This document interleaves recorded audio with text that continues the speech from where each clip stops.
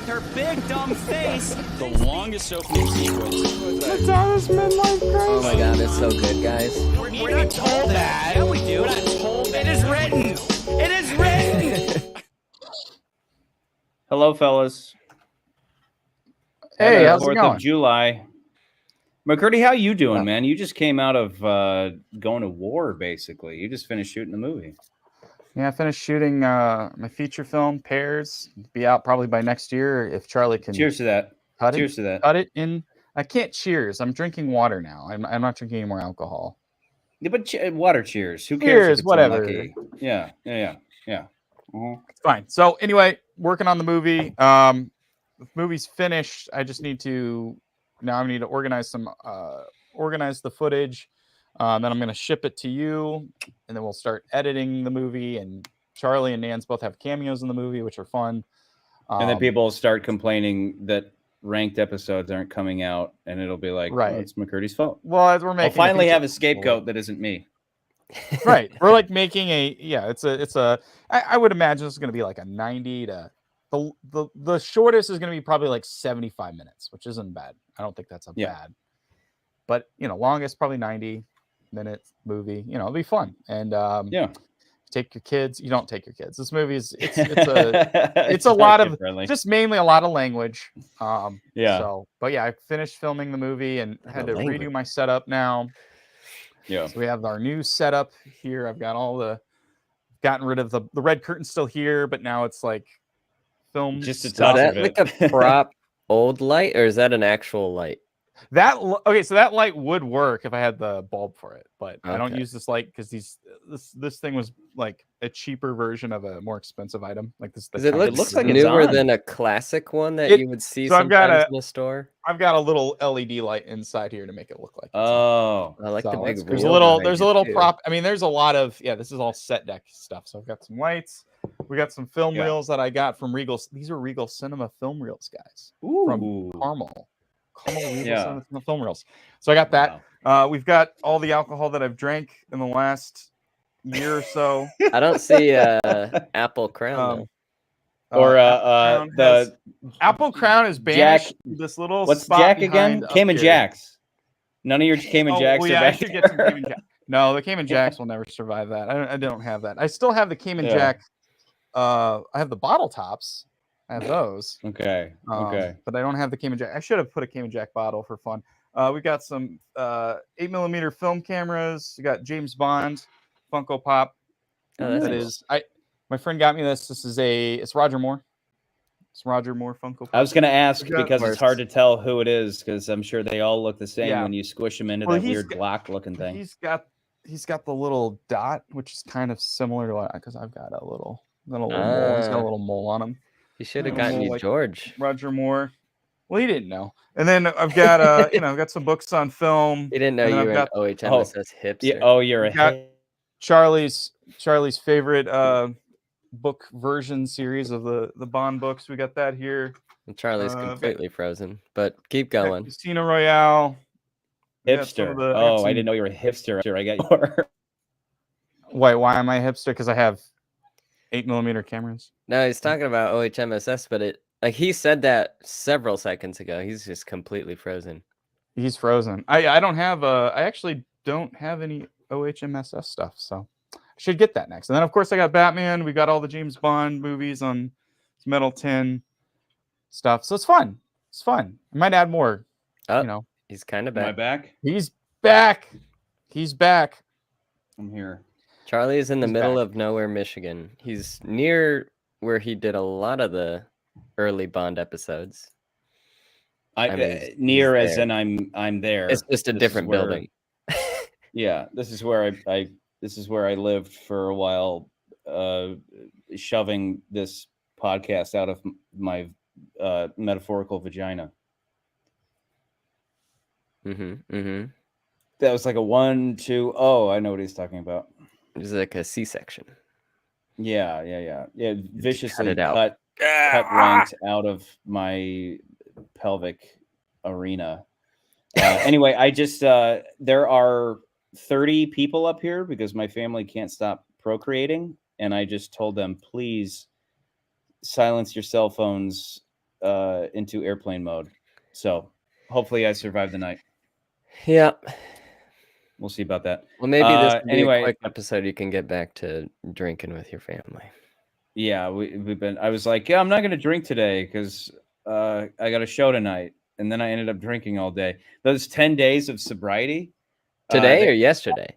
They expired yesterday, so I immediately started drinking whiskey, and then forgot that I had been sober for 10 days, and immediately browned out. I watched Joe versus the volcano, and then I woke up and I was like, did I finish that movie? I did. I watched the whole movie and hardly remember. Is that your favorite? Do you have all Tom your Hanks, fingers Meg and Ryan movie? Yeah. How your many Tom Hanks, Meg Ryan movie? Are there 3? Are there more than 3? I think there are 3. I think there's Joe versus the volcano. There's Sleepless in Seattle, and then there's You Got Mail. Yeah, and You've Got Mail is one of my favorite. And I think I've told you this before, but You've Got Mail.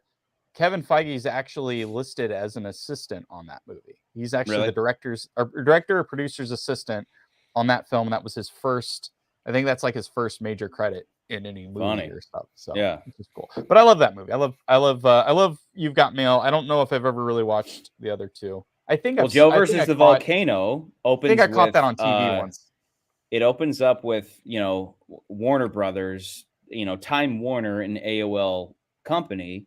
And my brother-in-law said, wait, Warner Brothers used to be owned by AOL? I said, yeah, AOL used to run everything. AOL used to be a big deal, and then they died, which is hilarious. When everyone stopped using Instant Messenger. Yeah, and there's a whole movie called You've Got Mail, which for any millennial, or not millennials, Gen Z or Zoomers out there, you'd log in and it would say, You've Got Mail. And that was how you knew you had email, because you had to log in to AOL. It wasn't just there, like you pull up a browser. Yeah. Anyway, it's been 7 minutes and we haven't gotten to this movie. Let's get to this movie, which Chucky, for the first time ever. I'm curious how you're going to do this. The Chucky rant is already prepped and ready to go. So if you guys could please just not speak for 1 minute. Go ahead, Charles. Indiana Jones and the Dial of Destiny opens with the Disney logo, and at first I thought I was in the wrong theater. But then I remembered, oh yeah, Disney bought Lucasfilm, and Lucasfilm is more than just Star Wars. I gotta say, overall, this movie is not bad, but it's like teaching your grandma how to drive a car again after her latest stroke. It's far from the greatest ride of your life, and in the end, you're just glad she pulled it off without killing herself or anyone else. I'm willing to bet you won't hate this movie. In fact, you might love parts of it, like when your dementia-ridden grandma has a sudden moment of clarity and it feels like old times again. But is that it? You just cut out. Anyway, here's he's muted. He's muted. Okay. What happened? That was I'm not muted. I'm not muted. Can you guys hear me now? I can hear you. Yeah, I can hear you now. Yeah. You were muted for like a few seconds. I don't even know what happened. Now I feel like McCurdy when every week McCurdy's like, my computer is poop. I don't know what to do. That's me right now, where I'm on my MacBook Air that is just chugging along. Let me try one more time. All right. Indiana Jones and the Dial of Destiny opens with the Disney logo, and at first I thought I was in the wrong theater. But then I remembered, oh yeah, Disney bought Lucasfilm, and Lucasfilm is more than just Star Wars. I gotta say, overall, this movie is not bad, but it's like teaching your grandma how to drive a car again after her latest stroke. It's far from the greatest ride of your life, and in the end, you're just glad she pulled it off without killing herself or anyone else. I'm willing to bet you won't hate this movie. In fact, you might love parts of it, like when your dementia-ridden grandma has a sudden moment of clarity and it feels like old times again. But then that's overtaken by the shiny, shimmering Disneyfication of the whole thing, like when your grandma gets plastic surgery in her face and she looks like some inhuman, ghoulish freakazoid, an odd and unnatural mixture of young and old that highlights her inability to give up the past. But you weigh that against the alternative, the one where she no longer exists at all, and you figure, okay, this is fine. I'd rather have more days with her than none. But if she makes one shitty movie and we gotta start buying diapers, she's gonna eat pillow. It worked fine over here, Char. So I don't know. Yeah. That's the movie I really wanted to see was Chucky Rants and the Kingdom of Baskin Robbins. That's the movie. That's the real movie we should have gotten. We just didn't get. Giant I'm upset about it. Scoop of ice cream. I'm upset about it. I didn't read that until just now. I like that. Yeah, let me get my slides ready here, guys. Okay, I'm ready. Are you guys ready? Are we ready? Yes. All right, let's talk about this movie. And it's been a week. It's been 2 weeks for me. So this is the first time I'm like, all right, back in the saddle, guys. Let's do this. Okay. All right. Here we go. Get ranked 2023. We've got Indiana Jones, The Dial of Destiny. But first, Huevos. We need a new photo of you. We need a new photo. Huevos, we need a better photo of you, to be honest. I'm gonna be honest. Maybe that's I the saw best pic your of him rap that has ever video been and taken. I saw this photo and I was like, That's true. We should just take a pic from his video. We need a better we need a better rep video of this. So get us what a better I need to picture, do, Huevos. I need to add Delphumanoid's underwear to the whole catalog. Oh yes. And then Huevos, you buy the underwear, you send us a photo of you in the underwear and nothing but the underwear, and I'll send you $100. I will send you $100 if you do that. SP and who else? We have Johan. You guys need to send us photos. Come on. We need our viewers on the merch, okay? That's what we need. You cheap fucks, just buy a goddamn t-shirt. At this point, we don't make any money off of it. We make like $1 if you buy a t-shirt. We just want to spread the love. Take a fucking photo and send it to us. That's all we ask. That's all we ask. We want to include you in the show. So we can Photoshop our merch onto you. Yeah. Let's actually talk. So, okay, we got Indiana Jones and the Dial of Destiny, directed by James Mangold, written by Jez Butterworth, John Henry Butterworth, David Cope, I think it's just Cope, and James Mangold, and then based on characters by George Lucas and Philip Kaufman. So let's talk. I'll talk briefly. I love doing this, but we're gonna go over the first 4 movies. Don't interrupt me. Okay. So let's just explore, rediscover, uncover more archaeology puns, if you will, the previous 4 films. First up, Raiders of the Lost Ark, which was released in 1981. We meet archaeologist Indiana Jones, who was tasked by the U.S. government in 1936 to obtain the Ark of the Covenant before the Nazis do. In the Old Testament, the Ark was the container that held the 10 Commandments given to Moses. The Ark was said to contain extraordinary abilities, including melting your face off. This film was inspired by George Lucas and Steven Spielberg's love for old pulp adventure serials. In the same way Star Wars is inspired by Flash Gordon and Buck Rogers. To this day, it is considered one of the best movies ever made. Real quick to interrupt you, even though you said not interrupt me in between the films. Interrupt me between the films. Okay, go ahead. No. In between each of these films. Oh, you're moving on. Comment. Okay. If you want to comment about each movies, if you want to comment about each movies, please do.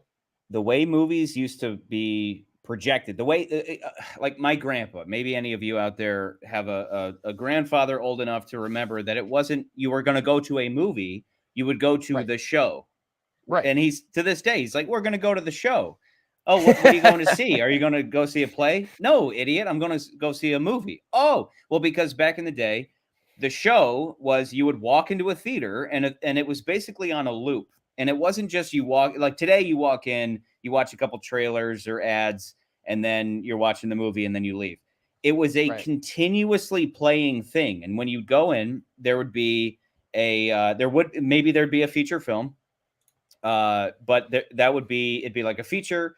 And then it would be like a newsreel, and then it would be a serial. You'd get a cartoon, and you'd get a serial. That's where like Flash Gordon was there. So Flash Gordon would play for 5 minutes, and it'd be like, "Come back to the theater next week, kids. When do you find out what happens to Flash Gordon? You know, like will he survive the whatever pit?"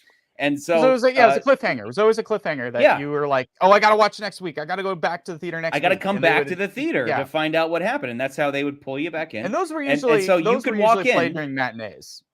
Those were usually played during matinees. Yeah. But you could walk in and you could just sit there for as long as you wanted. And it would just repeat. They would just play the movie again. It would play the Flash Gordon again. It would play the newsreel again. And that's those old newsreels that were like, what's going on in the Pacific Theater?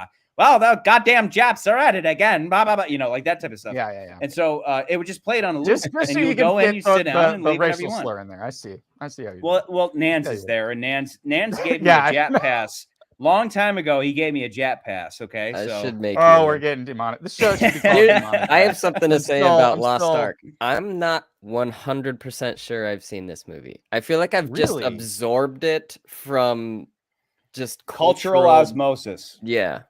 Right. Yeah. I'm fairly sure I've seen Temple of Doom. I'm almost certain I haven't seen Connery one.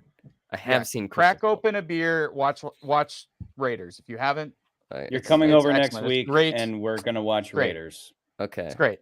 All right. So next film, we've got Indiana Jones and the Temple of Doom. It is actually a prequel to the first film, taking place a year before the first film in 1935. This film came out in 1984 and was one of the cited reasons for PG-13 ratings. This film has Indy traveling to India, where he uncovers a thuggy plot to basically control India with the help of Sankara stones, which is a slightly fabricated Hindu relic. At the time, this film was negatively received, but over time, it has gained its fans and its audience. It's not the worst. I don't think it's the worst. I think it's my favorite. For a long time, I think it's my favorite. I think that is mine, and that's the one you love. This trilogy is like Lord of the Rings. Because it's near the most every time you try to pick a favorite. Oh yeah, totally. Every time you, but then you're like, I like that try one. To like, yeah, you're like, oh, but then Crusade. Oh, but then Ark. Yeah. But Temple of Doom, I think, is the one that I inevitably put at the top. So Temple of Doom is very fun. I always find it fun. I don't hate that one. It sticks out in my mind. Like the eating the brains of the monkey. Like like there's so many things that I can pick out from that movie. So I know I've seen that one. Yeah. Johan though. Johan, do you expect any different from Nans? Nans is like our everyman who I wish Nans had never seen any movie ever, so that we could just have him comment on everything. Just a piece fresh. of Play-Doh. Yeah. If I could like Blofeld style drill into Nans's head and remove his memory of movies entirely, I would, just for the sake of the show. Jessica thinks I'm weird because I didn't watch like Boy Meets World and other shows that everyone seems to have seen.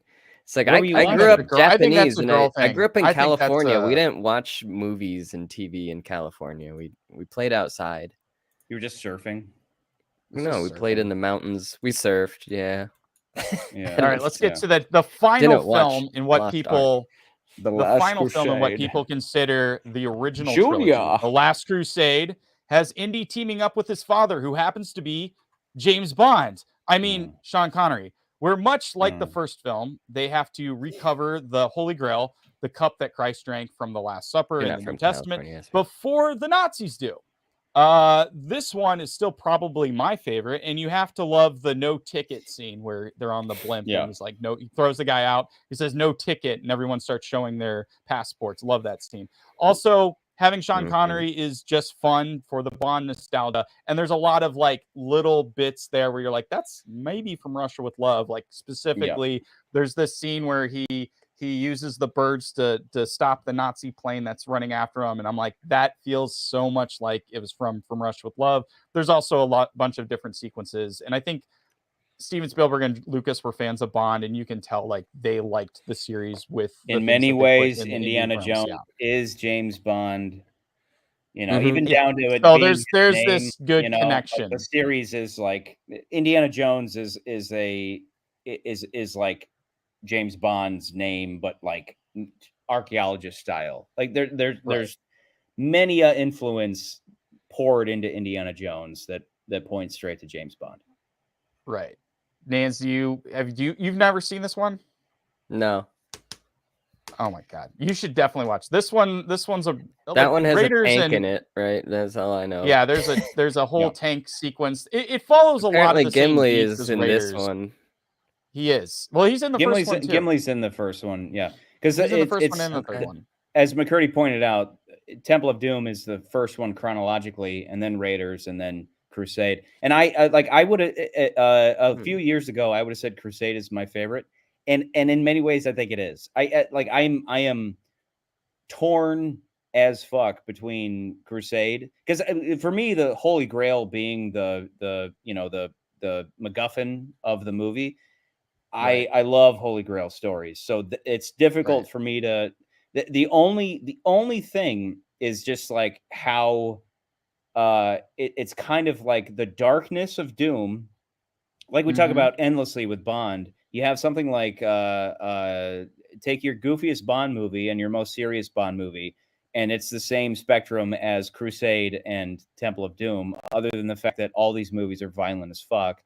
But Temple of Doom is, I mean, you have guys ripping hearts out of people and then throwing them into a volcano. And then with Last Crusade, it's like you have Sean Connery and you have Sean Connery is the highlight. I think he's like the best part of the movie. But like, it is just Nazis it is a very back in Last goofy Crusade? movie. They do Nazis every other movie? Nazis. Okay. Yeah. It's every literally other movie officially. In every other movie, the Nazis officially now. So then let's get to the last of the 4 previous films. Last, and it is least, pun intended, it is least, is 2008's Kingdom of the Crystal Skull. This was sort of brought on by the idea of reviving franchises with older actors in the first place. Like, we've seen this run so many times now with Star Wars and everything else, but I feel like this was the first that really did this. This was sort of brought, so Indy teams up with Chucky Rance and Marion from the first film to uncover the mystery of the Crystal Skull, which by all accounts in the real world was a fake to begin with. So it's really weird that they decided to go with this before the Russians do. So it's only a little difference. Get out of here. Only a little difference. This film takes place in 1957, where the film uses it as a backdrop to bring more sci-fi elements and to show Indy's adventure days are changing. At the time of its release, it did well at the box office. However, this film has since garnered a lot of dislike for Shia LaBeouf, the monkey swinging sequence, aliens, and above all else, the notorious nuking the fridge moment. So I haven't seen this since it came out, honestly. Same. I want to go back and rewatch it. Haven't watched it since. I've seen it several times, and the fridge scene and monkey scene, that's just when you get up and go take a piss.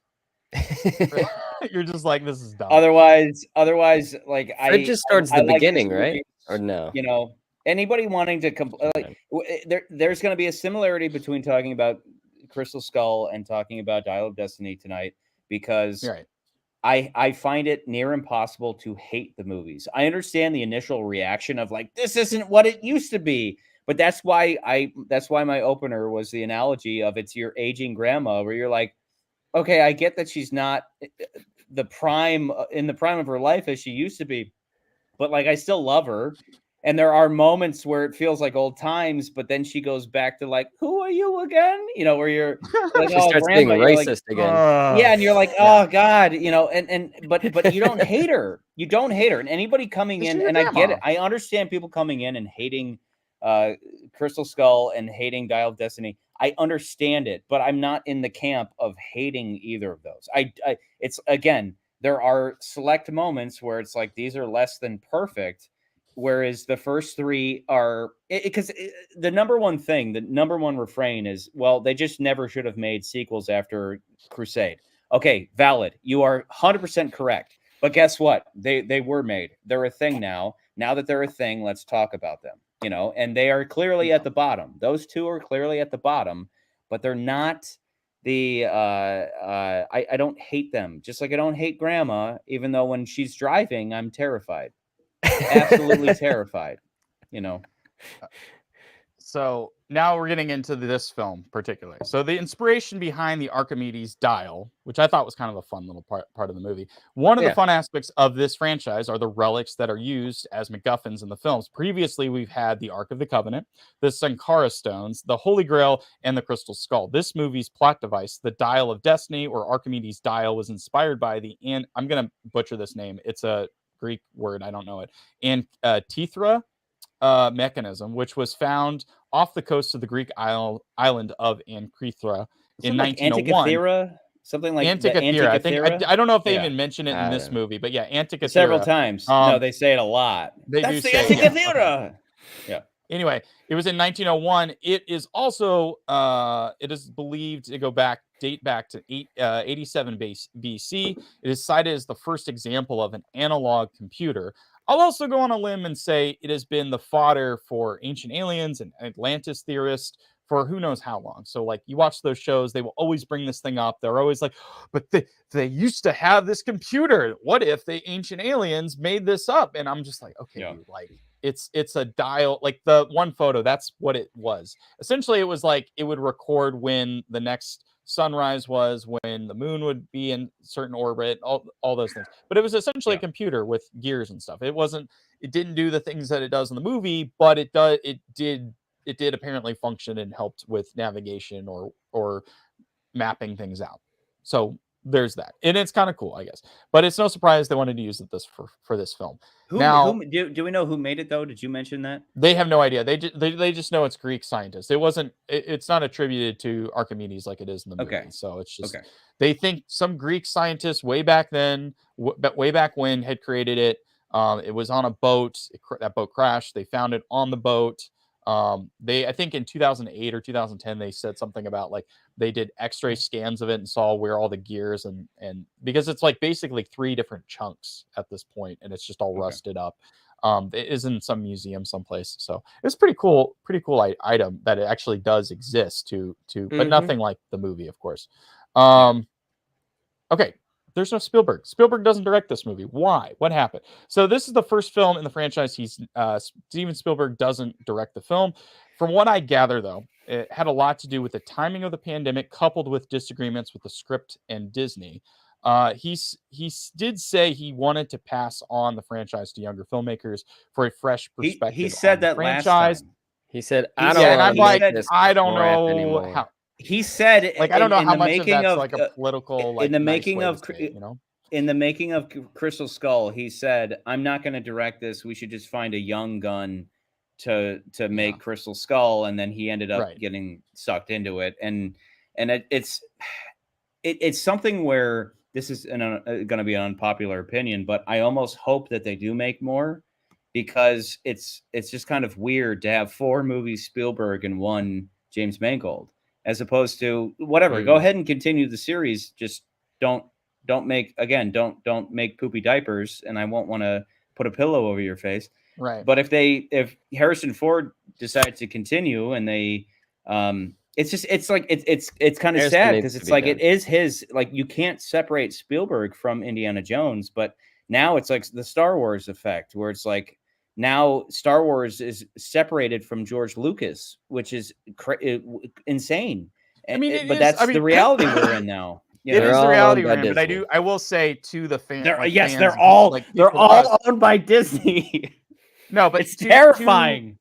Out of respect of like other people's views and respect to like the fans of like people saying like this is a bad thing, I will say I do miss Spielberg watching this movie, because I'm like, yes, there are choices that Spielberg would have made that I don't think Mangold ever considered, because Spielberg's a genius, basically. I mean, he's figured out how to make movies and make you love watching these movies for years now. And it's like there's like little things where I feel like Mangold kind of misses. Not to say that Mangold's a bad director, but I just think that Spielberg touch was definitely missing from this movie. And I was like, damn, I really wish Spielberg was creatively more behind the wheel on this movie, but obviously we didn't get that. Instead, we get directed by James Mangold. And Mangold was based on Harrison Ford's suggestion to Kathleen Kennedy. Just so everyone's clear, Kathleen Kennedy has been a part of these Indiana Jones movies since the beginning. She has been a part of the producing team with Frank Marshall way back when. That's why she got the job at Lucasfilm. I know a lot of people credit her as, oh, she's the problem with Star Wars. I'm like, she's been around with all those guys forever. Like, it's not like Lucas just passed the torch to somebody who like is some new person. Like, Kathleen Kennedy has been attached to Indiana Jones since the very first film. But anyway, Ford was like, hey, I think you should get this James Mangold guy to direct the movie. Apparently he was offered a role on another film, on Ford versus Ferrari, with James Mangold wrote and direct. And I believe he did a movie with Harrison Ford, if I'm not mistaken. I didn't write that one down. But anyway, they originally approached him to do the movie. He backed out because he wanted more time with the script, which I guarantee, like, that's a huge problem that I have with this movie. But he didn't want to have more time with the script. They had given the script. They weren't really pleased with it. That Disney was like, no, you got to do this movie like now. You only have this amount of time. He's like, I want another year to just fix this. And they're like, no, but then the pandemic happened. And so he got a little more extra time to work on the movie.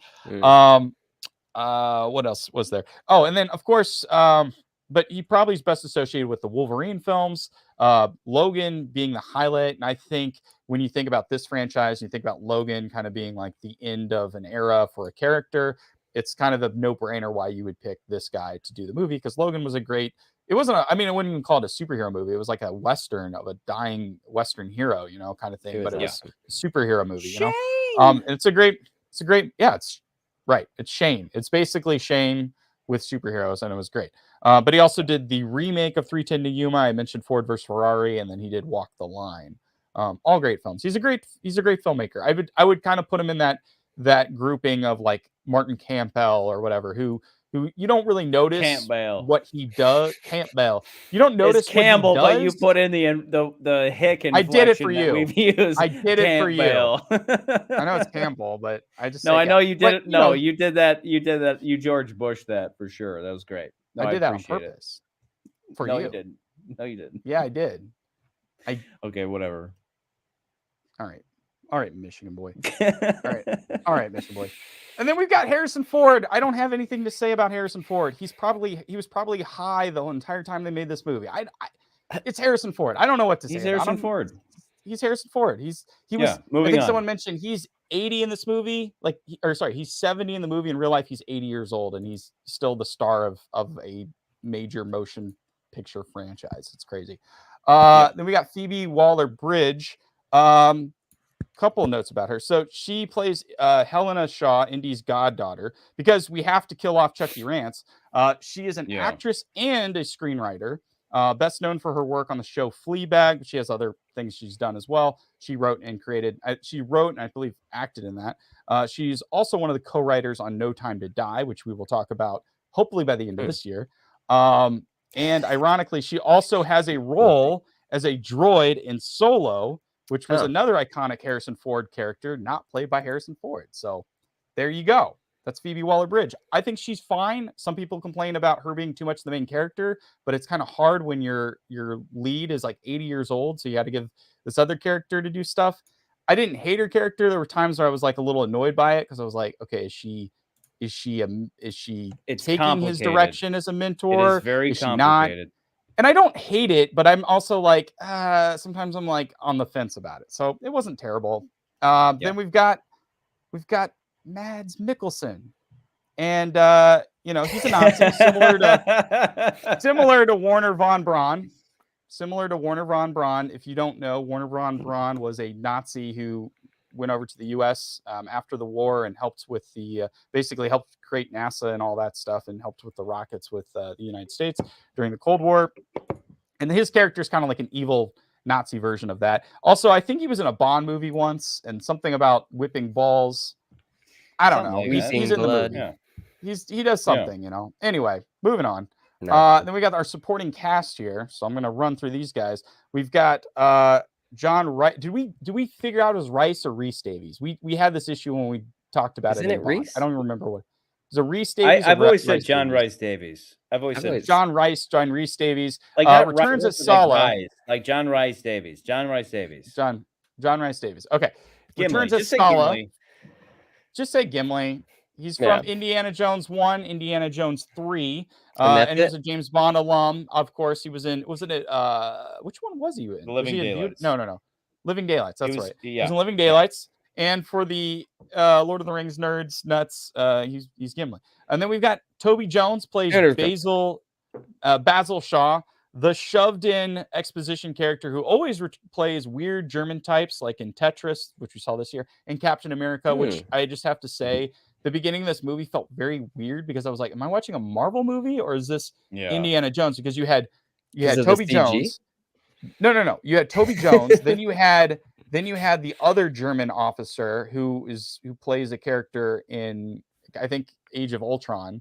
And then not to mention, like, there's just like there were a bunch of people in this movie that, like, Mads Mikkelsen was also a Marvel villain. So like multiple people in this movie play Marvel characters, and I was like, and it was really weird when it takes place in Germany and it's during World War II, and then you've got Toby Jones. I'm like, all I can think about is Captain America, which is also kind of inspired by these movies. So it was a very kind of weird meta thing to have that going on. And then we've got Antonio Banderas plays Ronaldo. As Indy's 5 minutes. ally, who's a what's that? Who's in it for 5 minutes, right? For 5 minutes. He's a frogman, and he's kind of a surprise in the movie. But I can't help but think of Puss in Boots or Zorro, directed by our Lord and Savior Martin Campbell. Martin Campbell. And then we got finally we got may he be praised. Shanti Renee Wilson plays Mason. She's sort of a CIA Black Panther infiltrator type. She had a role in Black Panther, no pun intended there, and had a role on the TV show The Resident, which I worked on and I've been in. So you can catch me on that show if you rewatch it. Okay. That's it. That's all I got about Indiana Jones and the Dial of Destiny. But Nans, did you choose poorly? You're not going to get that reference. He hasn't seen the movie. Is that an Indiana Jones joke? Yes, it is. Here's the thing. I haven't even seen this movie. I was nodding off for the first 30 minutes. I don't even really know what happened in this movie. I think. Wait, is that it? No, that's it. That's done. That's the reaction. That's it. No, that's it. After you're done. Tuck scene is when I started to wake up, and I was like, okay, I guess I'm awake now. And I did like when they actually went back in time and they were shooting at Romans and Greek people or whatever with their You're a big Nazi fan of weaponry. Octopussy. You would wake up when the tuk-tuks come in. Yeah. So like when they pick up short round or whatever, like fake short round unibrow, I don't know how that happened. I guess he was just in a tuk-tuk and she and him have some history. And so I mean I caught parts. So there's like she goes to Indy because her father worked with him in the past, and she wants to get the MacGuffin to sell it. She owes someone money for some reason, and she knows this unibrow kid. Her character's kind of a mess. Of a mess. Like on my end, I'm like I have a lot of confusion with her where it's like she's kind of all over the place. Where I'm like, wait a second, like is she in with the CIA, or were they just aware of her? And then her whole and that stuff, I'm like, I did see the horse chase that everyone's bringing up. That was cool. Oh yeah. But but overall, her character arc is probably the most difficult part about this, because again, I will stick to the main idea is I walked into this movie expecting to hate it, and I did not. No, again, I don't hate Grandma. It's not a hate-worthy movie. I don't like when Grandma goes off into her Alzheimer's again. I'm just like, oh God damn it, Grandma. But then when she comes back and she's like, hey, Chucky, da da da da da da da. I'm like, oh, Grandma, you know what? That's why I think I know what did it. Was the de-aging of Harrison Ford made me just want to not look at the screen, and I just eventually went to sleep because that whole World War II opening scene is like 30 minutes long, and I was just like, I can't look at Harrison Ford de-aged. It's so distracting. No, if you have anybody with glasses, if you just take your glasses off and watch this movie, you'd love that first 30 minutes. You'd love it. No, my eyes are too bad for that. Mads Mikkelsen de-aging wasn't so bad because he was more in shadow. He had glasses on his face. Yeah. There was more like kind of hiding. And he didn't do any physicality. Right. Nance, there were two things, right? There were two different Harrison Fords. Because Mads Mikkelsen didn't really do any major like athletic physical things. He was just talking. So it was just de-aging him. Whereas with Harrison Ford, there were two different ones. The very first shot that you see him was incredible. There's a difference between Harrison Ford. You could tell when it was Harrison Ford himself, and then when it was a body double. When it's a body double, they're superimposing his face over somebody, and that's what looked like CGI. But when it was him and he was de-aged, there were times where it looked immaculate. And then it would suddenly look like shit. And you'd be like, I don't think I noticed that. Here's my opinion on that. I felt like it just always looked like crap. I felt this movie dragged overall. Like I thought there were times where I felt like, man, this movie just feels like it's just dragging. Every time I woke up, it was a chase scene. So I turned to Jessica. I was like, is this movie just hold on, we'll get to that. We'll get to that. But I thought live and let die. Scenes are over. I felt like the movie was the first 20 minutes was just an excuse to use the technology, and it's kind of bugged me more and more as Disney is like, oh, we have this deep fake thing, we can make actors young, and I'm like, you don't need to do it like I felt like that scene itself was just very long, and two, I felt like because the movie was like, because this movie's like, oh well, we have Harrison Ford from the previous films, we need to like create this exposition to frame this particular story, and they never did that with the original 3 films, and even the last movie they didn't really they sort of did it, but it wasn't that bad. In this movie they were like, okay, well what if he was at the end of World War II, there was this thing that happened to him, and like he met this other character, so we can introduce that character, and there's all this connection. And I'm like, fine, but I felt like it was just too much. Whereas like I liked the cleanliness of just like Raiders, where it's like the U.S. government comes in and like, hey, the Nazis are going to try to get this Ark of the Covenant. You're this expert, you know about this shit. And I would have appreciated it if it was just like they did something along those lines, where it was just they came. They're following and we didn't have all this that was introduced in Crusade. They're following how Crusade brought in. Let's start even before. The Crusade, but even the Crusade one works because all it is just like it establishes in a fun way Indiana Jones as a young kid and how his relationship with his father was. But like if you remember that sequence, most of it is this big long train thing, but it's like with a different actor, and it's fun and whatever. And then we never see Sean Connery at the end of that. We just hear his voice, and then you establish like, this is his father. This is how his father. Because Spielberg is. You don't need the rest of it. He's a genius. You don't need the rest of it. We don't need to show that. Yeah. We don't need to show everything. So, but my point being that the first movie is very much James Bond. You right away you establish your female, companion, right? Just like Bond. Bond always has to have a female companion that he's going to bang at the end. And then the second movie does that, but also has Short Round. So you have that threesome of main characters. And then the third one brings in Sean Connery, where it's established that you have a family member, right? Because then in the fourth movie, they bring in Mutt. So they have his son, and then they bring Marion back. And then in this one, it's, okay, Mutt is, spoiler alert, Mutt died in Vietnam. And because he died in Vietnam, him and Marion divorced. And then the family connection is his buddy, who the whole Nazi episode on the train, that's his archaeologist buddy. And he's Indiana Jones is the godfather of his daughter. And so his daughter comes back. What do you call her again? Wombat? Wombat comes to him on the day that he kept calling her Wombat. That was his gave her. Yeah. That was his nickname for her. And so Wombat comes to see him on the day that he retires. And I think a lot of people's initial reaction is maybe like, oh, I gotta hate her because she's confrontational and obnoxious, and she is. But at the same time, the only problem I have with her character is that I felt like I didn't have a firm grasp on her motivation, because sometimes it was like at one point just when she's selling off the dial. So basically she goes and she convinces Indy to give her the one half of the dial that he got from the Nazis. Nobody knows where the other half is.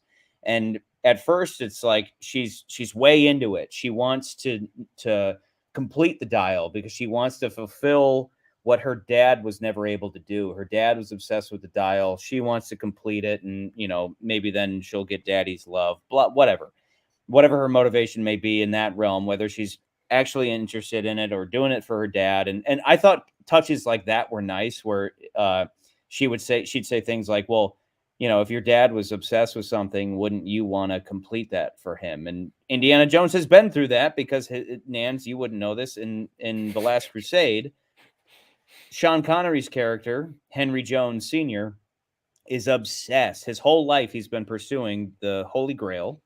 And so then Indy kind of inherits that. And then together they go and complete the mission of finding the Holy Grail. It's a beautiful movie.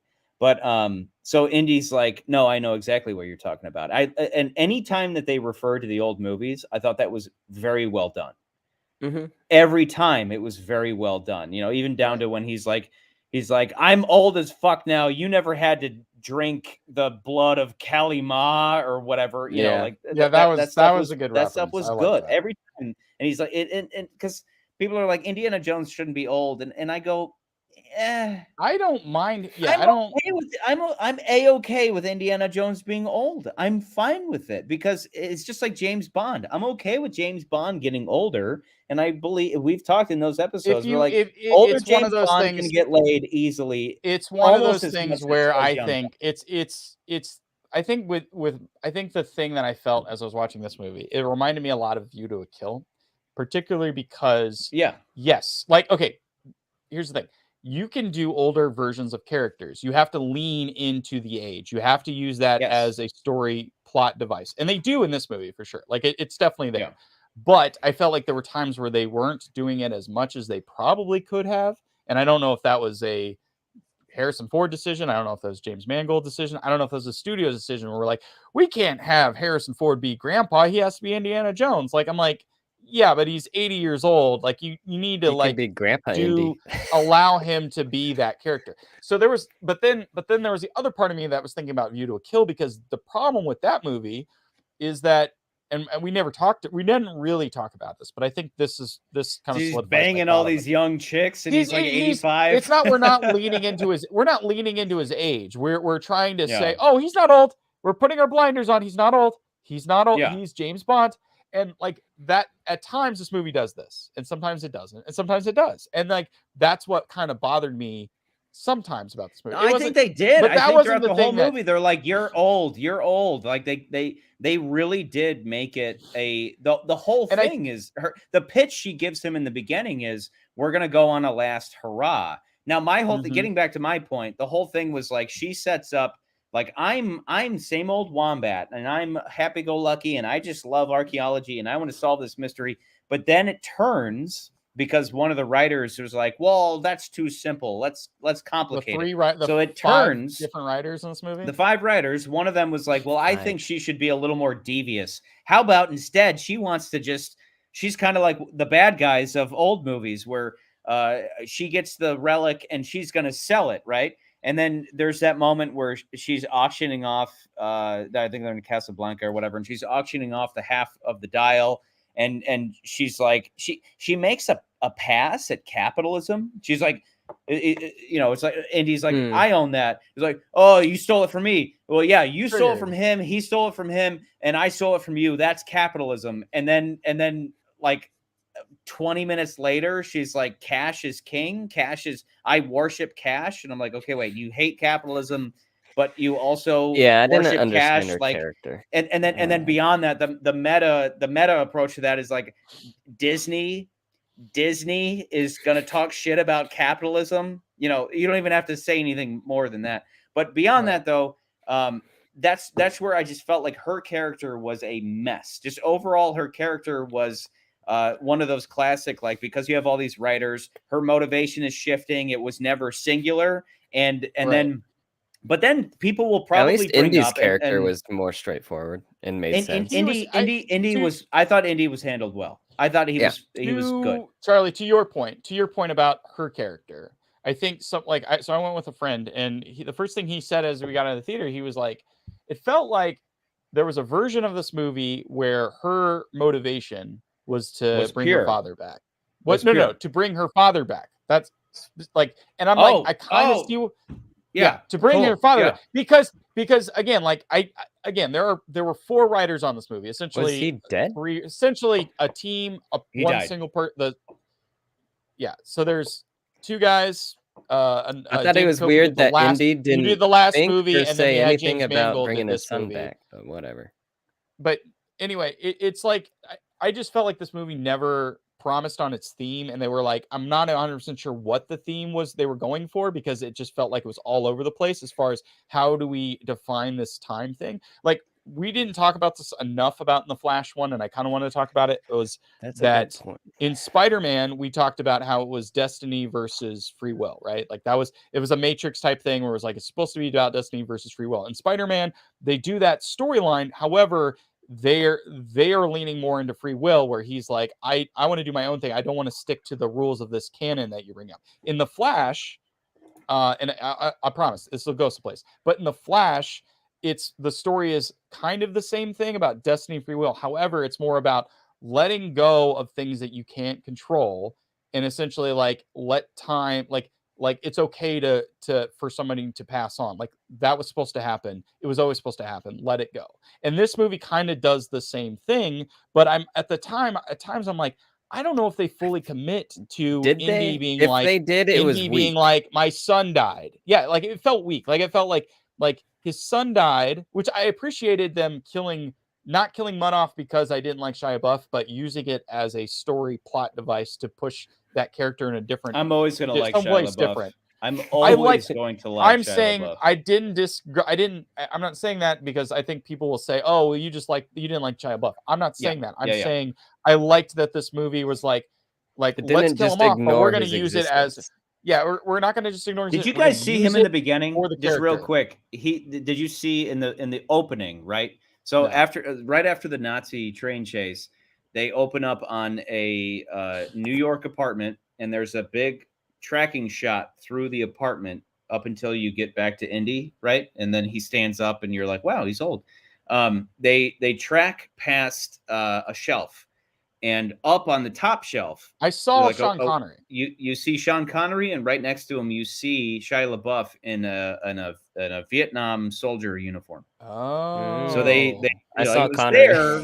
It wasn't like centered in the frame, but you see the two of them. So it was set up. But it was set up that he enlisted. But my point is, if Indy's the main character, he's the one that should have gone through that journey, right? And he never brings up like, hey, yeah, maybe we could use the dial and I can get my son back. That's where it's confusing, because I can't tell if Phoebe Waller's character is supposed to have an arc, and then sometimes Harrison Ford's just kind of there along for the ride at times. It's just very like I just felt like they never committed to a theme, like a specific theme as to what was there. Like for instance, there were times where my thought was with her character particularly was she starting out as this bad version of what Indy never wanted for, and then Indy has to teach her how to be the archaeologist that he was and is his time, like basically not necessarily setting her up as the next Indiana Jones, but kind of giving her the moral backbone to be like, this is what you should be doing. You shouldn't. It belongs in a museum. You got to say that. But I felt like were they trying to basically set her up as like, she's selling all these items, she's doing all this stuff, and then her arc was like he instills in her the idea that like there's a reason why you don't sell these items. There's something to cherish here, and like and like that's something you need to protect. And like, was that the story? But then again, you have the father stuff where it's like, was it her motivation to do this because she's accepted her father? But we never, like, times we do that feel that, like you were saying, is like there are times when it's like that and there's times when it's not. Yeah. So I was like back and forth. I was like, I don't completely hate her, but I do feel like her character's kind of like her motivation. I was on guard. All that's true. I think only Mads Mikkelsen's like motives made sense. Yes. I will agree with that. Or we're clear. Like he is trying to go back. And I adored that the moment where, it's like, what, you're going to go back and save the Fuhrer? And he's like, no, I'm going to go back and I'm going to kill Hitler. Messed up. I thought that was so good. That's a version of the script that I would have loved, where it's like, because, how many times have we heard the whole thing of, it's like, okay, what if you had the ability to go back in time? What would you do? And a lot of people say, I'd go back and kill Hitler. And the bad version of that is, no, nobody should go back and kill Hitler, because we need lessons. We need bad things to happen in history so we can learn from them. So if you kill Hitler, we don't learn anything if you're preventing one genocide, you're just going to enable another genocide, because genocide is inevitable. So we need, like, don't go back and save the Titanic, because the sinking of the Titanic led to a lot of good stuff. It led to all kinds of rules and regulations that allowed for other ships to not sink, right, from running into icebergs and stuff. And it led to other resetting lifeboats. But his thing though is, I'm going to go back and I'm going to take. He's like, I'm going to go back and I'm going to kill Hitler, not to save Jews, but because I want to take over. I thought that was cool. And I was like, yeah, like that's like, now we got a movie. And then what happens, again, we're as usual, we're always in spoiler territory. That's the premise, is like, I'm going to use the dial of destiny that allows you to go back in time, and I'm going to become Hitler. I'm going to become the Fuhrer of Germany, and I'm going to usher in the Third Reich. But what happens is, and this is set up, I don't know if you guys caught the scene, but it's set up early on. They go through a fissure in time, and they end up not in Germany 1940 whatever. They end up in the Battle of Syracuse that was set up in the beginning of the movie, where it's a battle between the Greeks and the Romans. I think in the Discord, AJ was like, I hated that, or somebody said they hated that. I was like, it's the best part of the love that. I actually was like, this is cool. This is like, I appreciated that turn. Now, being tantalized, having my balls tickled with going to Germany, I was like on board for that. But then once it was kind of bait and switched, I was like, this is just as cool. Now, my only thing is, I wish that whole thing would have happened at the midpoint of the movie. I would have been A-okay if the midpoint of the movie was going back in time. And then for the second half of the movie, they were in Greek. They were like hanging out with Archimedes. They're a lot longer. I will say the movie does follow. The movie follows a lot of the plot beats that Raiders does with way too many chase scenes. But I want to talk about that next. But like, if you remember Raiders, you remember Last Crusade, they don't get to the crazy mythical thing till the very, very end of the movie. Sure, but they've done that in all the movies. But I see your point, because it's like they go. Maybe not necessarily the midpoint. I would say I would chop off the first half of the movie, like chop off that 20 minutes of the train stuff and like all of that. I would get rid of all of that stuff. I would introduce those characters in a different way, so we're not like tied down to all this like crazy train exposition that we had to have. They just get the dial. They set up the friend. They set the dial up. They set up Indy's friend. They set up with dial. him in the. It could have been. They set up the thing with Mads getting hit by the thing, and he hasn't have a facial injury. He's not dead. He's not fucking dead. He's not dead. Like, there's nothing. I was annoyed by that. I was why? He needed to cry blood, like in exactly in Casino. To cry blood. But yeah, there was that. But yeah, I Charlie, I get your point of like maybe putting a halfway point, because then we would have got a little bit more of like, oh, they're trapped on, like we could have had the party separated, and they're like, okay, well, the plane's down, and we like it would have been a completely Indiana Jones. There would have been a chance to establish a motive for Indy to want to stay there. That seems like it comes out of nowhere. And then I think it worked. It worked for me because I was like, I thought about it. I was sitting in the theater. I'm like, all these movies, he's an archaeologist. All these movies have always been about finding these antiquities and these items and all this stuff. And I was like, okay, I kind of see that. And he's like at the end of his rope, and he feels like, my son's dead. My wife left me. I have nowhere else to go. I'm retired. I'm a has-been. There's nothing else left for me. It's like, why don't I just stay back in time? And there was a moment where I was like, did he do that? Because I was like, yes, stay there. Well, like this up. I think he could have spent time there, then decided he wants to stay. The movie set this up with the watch, because you see it, and he's like, wait a minute, this is like, and then she says, this Phoenix has propellers. They should have gone into all what's of going on? that. This is weird, and I loved that. That was all great setup. But like but it kept me thinking, like, wait. Because my friend and I were like sitting in the theater, like, wait, is Mads Mikkelsen, is he Archimedes? Is Indiana Jones, is he Archimedes? So like I was kept questioning those things, and of course my assumption we get to that, and we're like, okay, again, it was none of that. When you have a movie that has five writers, you can easily more. speculate on like, maybe there was a version of this, maybe a version of that, right? And my thought right away was like, oh, that watch, maybe there was a version of the movie where it was like buried with Archimedes was another body, and it's like, who's this body? And then that would turn out to be Indiana Jones. Like Indiana Jones did stay behind, and he's got a hat and a whip. Hat and a whip would have been too on the nose, but to illustrate my point, it's like, here's a body with a hat and a whip. Who is this? And Indiana Jones is looking at it like, holy shit, that might be me. And then they get interrupted by Mads Mikkelsen, who comes in. Exactly. Right. So like it's like when people ask me, why did Frodo leave Middle Earth for the Undying Lands? And I'm like, have you ever gone through something crazy and then you realize you can never go home? That's Indiana Jones where he's like, I'm going to stay. I have nothing back in New York. Nothing. I'm going to stay here and I'm going to hang out with these Greeks and Archimedes and all that. And I was all about it. Yeah. And then what happens is Wombat punches him in the face, and that's the most Indiana Jones way of exiting that. That was the most because I loved it because it did feel like it felt, even though they did it early in the movie where they tried to do the callback to the whip thing in Raiders, where he's like, he pulls out the gun and just shoots the guy, and like they did a callback to that in Temple of Doom.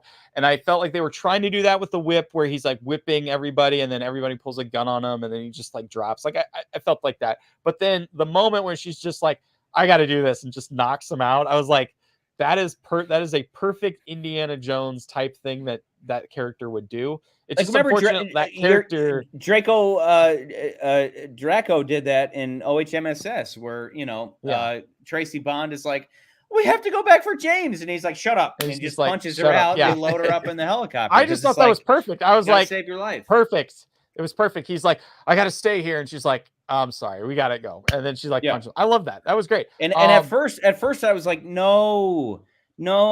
But then once it's because back in the real world, you'd actually still do have a life. And that was the thing. When the movie started off, because if anybody paying attention to the Discord, I went to see the movie after the Nazi train scene where he wakes up and all the, like his neighbors disrespect him, and he's just an old man now. And he's divorced. There was a big storm, and the power went out in my theater. And I was like, okay. I went home, and I was like, the only thing I have right now is what I hope is the beginning of an arc. Yeah. I was like, I hope this is the beginning of an arc, because if the whole movie is just going to be that nobody respects Indiana Jones anymore and that his life sucks because we need to like champion this new chick or something, then I'm going to kill everybody and myself.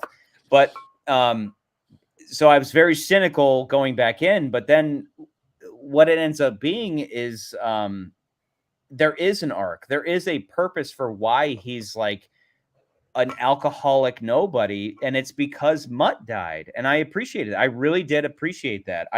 Anybody who's like, this is bullshit that Indiana Jones, nobody respects him and his life sucks and all that. I'm like, yeah, it does. But at the same time, it just kind of, there's that one thread of like, maybe he is washed up, the inevitability of time, blah, blah, blah. And time is obviously a story thread in this movie. But the fact though that it wasn't just that things didn't work out between him and Marion. It was specifically because Mutt died. And as somebody who's a fan of Mutt, who likes that character, who is Mutt, who is Mutt on his best days, it is because it all led up to that one moment where the two of them are on that ship, and she asks him, what happened, or like, what would you do if you could go back in time? And he's like, I would tell my son not to enlist and not to go to Vietnam. And it is sad because again, that happens to a lot of couples. But it's weird to have that if him not try to use the dial at all for that. But we'll get to that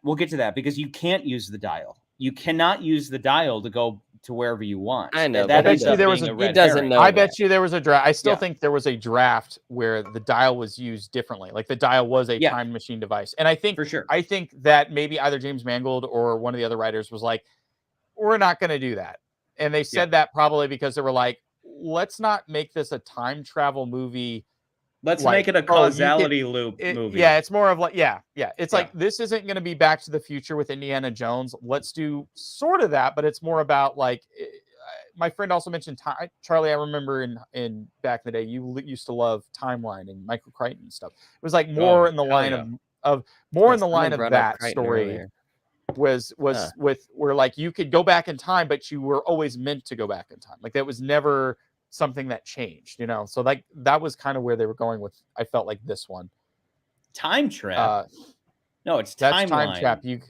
Timeline is my favorite book. But I was saying Timeline is exactly like what they kind of did with this movie as far as the time travel stuff. And there was a part of me that I was like, I wish it looked a little bit better. But I think I appreciated that they were like, okay, it's going to be this thing with time fissures that they don't really need to explain. It's just more of like a mythical thing that happens in the story. I was like, okay, but I can see where I felt like the threads were cut, things were cut, and then they were like sewed it back together kind of haphazardly of like, well, we're not doing time travel now, so now this character doesn't need to want to find this dial to bring her father back. He wants to make sure his thing works, so he wants to like see it. Yeah, there's like all these little things that like I feel like because there's so many writers and people were like changing so much of the script that's why the movie kind of has this wonky feeling to it. It's not, and I will also say I think it's the wonkiness and then the chase scenes that really bothered me the most about the movie is we have to talk about those chase scenes. Like they're like Charlie, you said it perfectly was that it's live and let die all over again. Like there's so many. It was what like do we do to fill 20 minutes? Let's just have a chase scene. You're like, But I think, and they did the subway. They had to do the subway cliche in every chase movie. Every chase movie that has a subway, you have to have a character get on the subway and the doors close right before the other character gets it. That has to happen. Every single time. It has to happen. Yeah, it always happens, and I always find it annoying because I'm like, I've seen that a million times. Did you guys catch though? Did you catch the scene where they lay out how the Dial of Destiny works? In the beginning of the movie, he says it's not. He's like, it's math. And it's like, it's something like it just shows you where the time fissures will be. And then it's set up. Mads Mikkelsen's Nazi character implies that you can travel wherever you want. You can become God, right? You can go where. And the price of admission.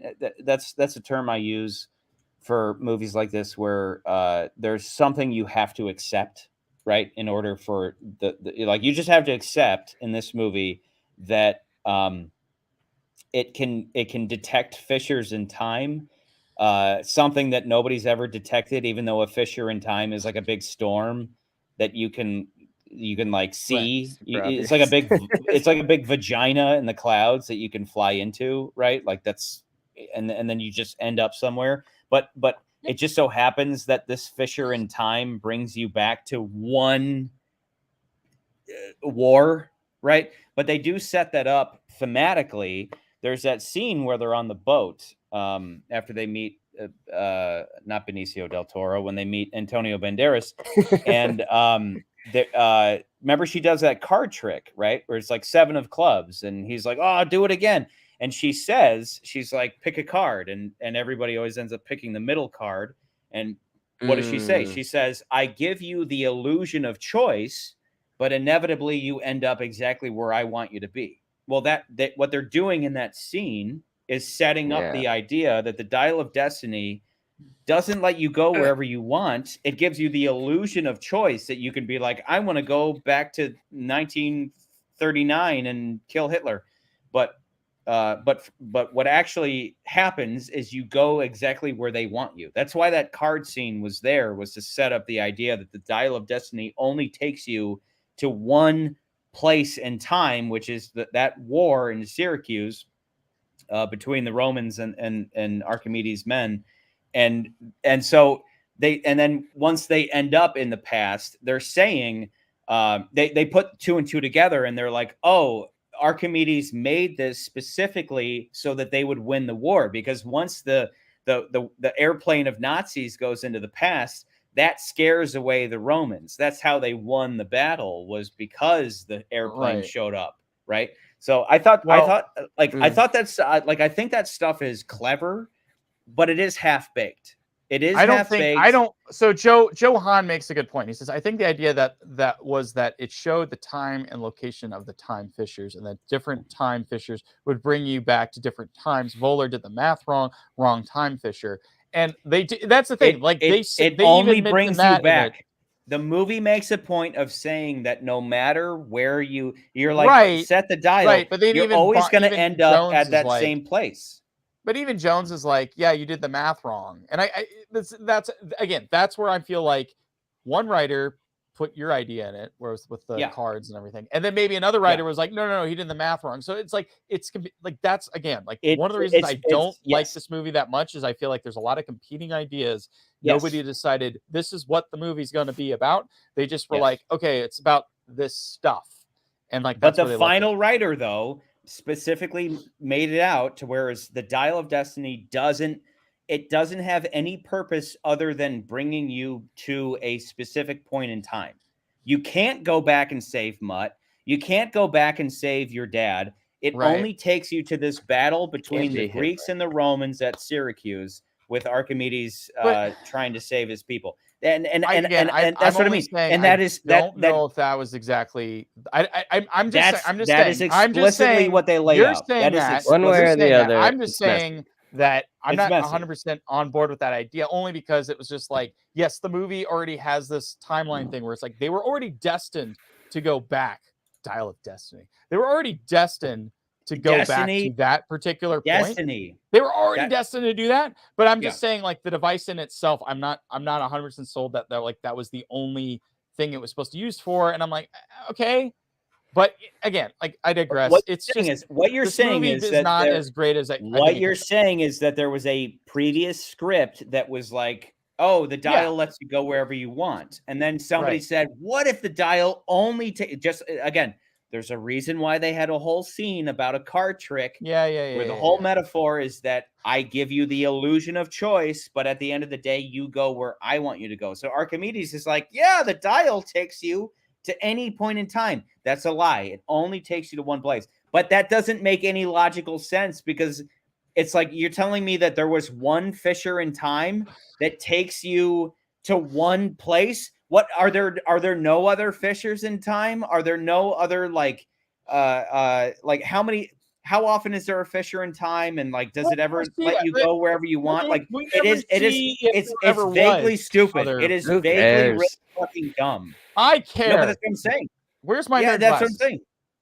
I care too, because it's like the price of admission is that you have to accept the fact that a fissure in time doesn't let it's all dumb. You have to accept the fact that a fissure in time exists. They say that the whole time. They're like, it's not supernatural, it's mathematics. And if it's mathematics, then it detects a fissure in time. But a fissure in time implies that That reminds me of this movie I watched after this one called The Prestige. Let's talk about that movie.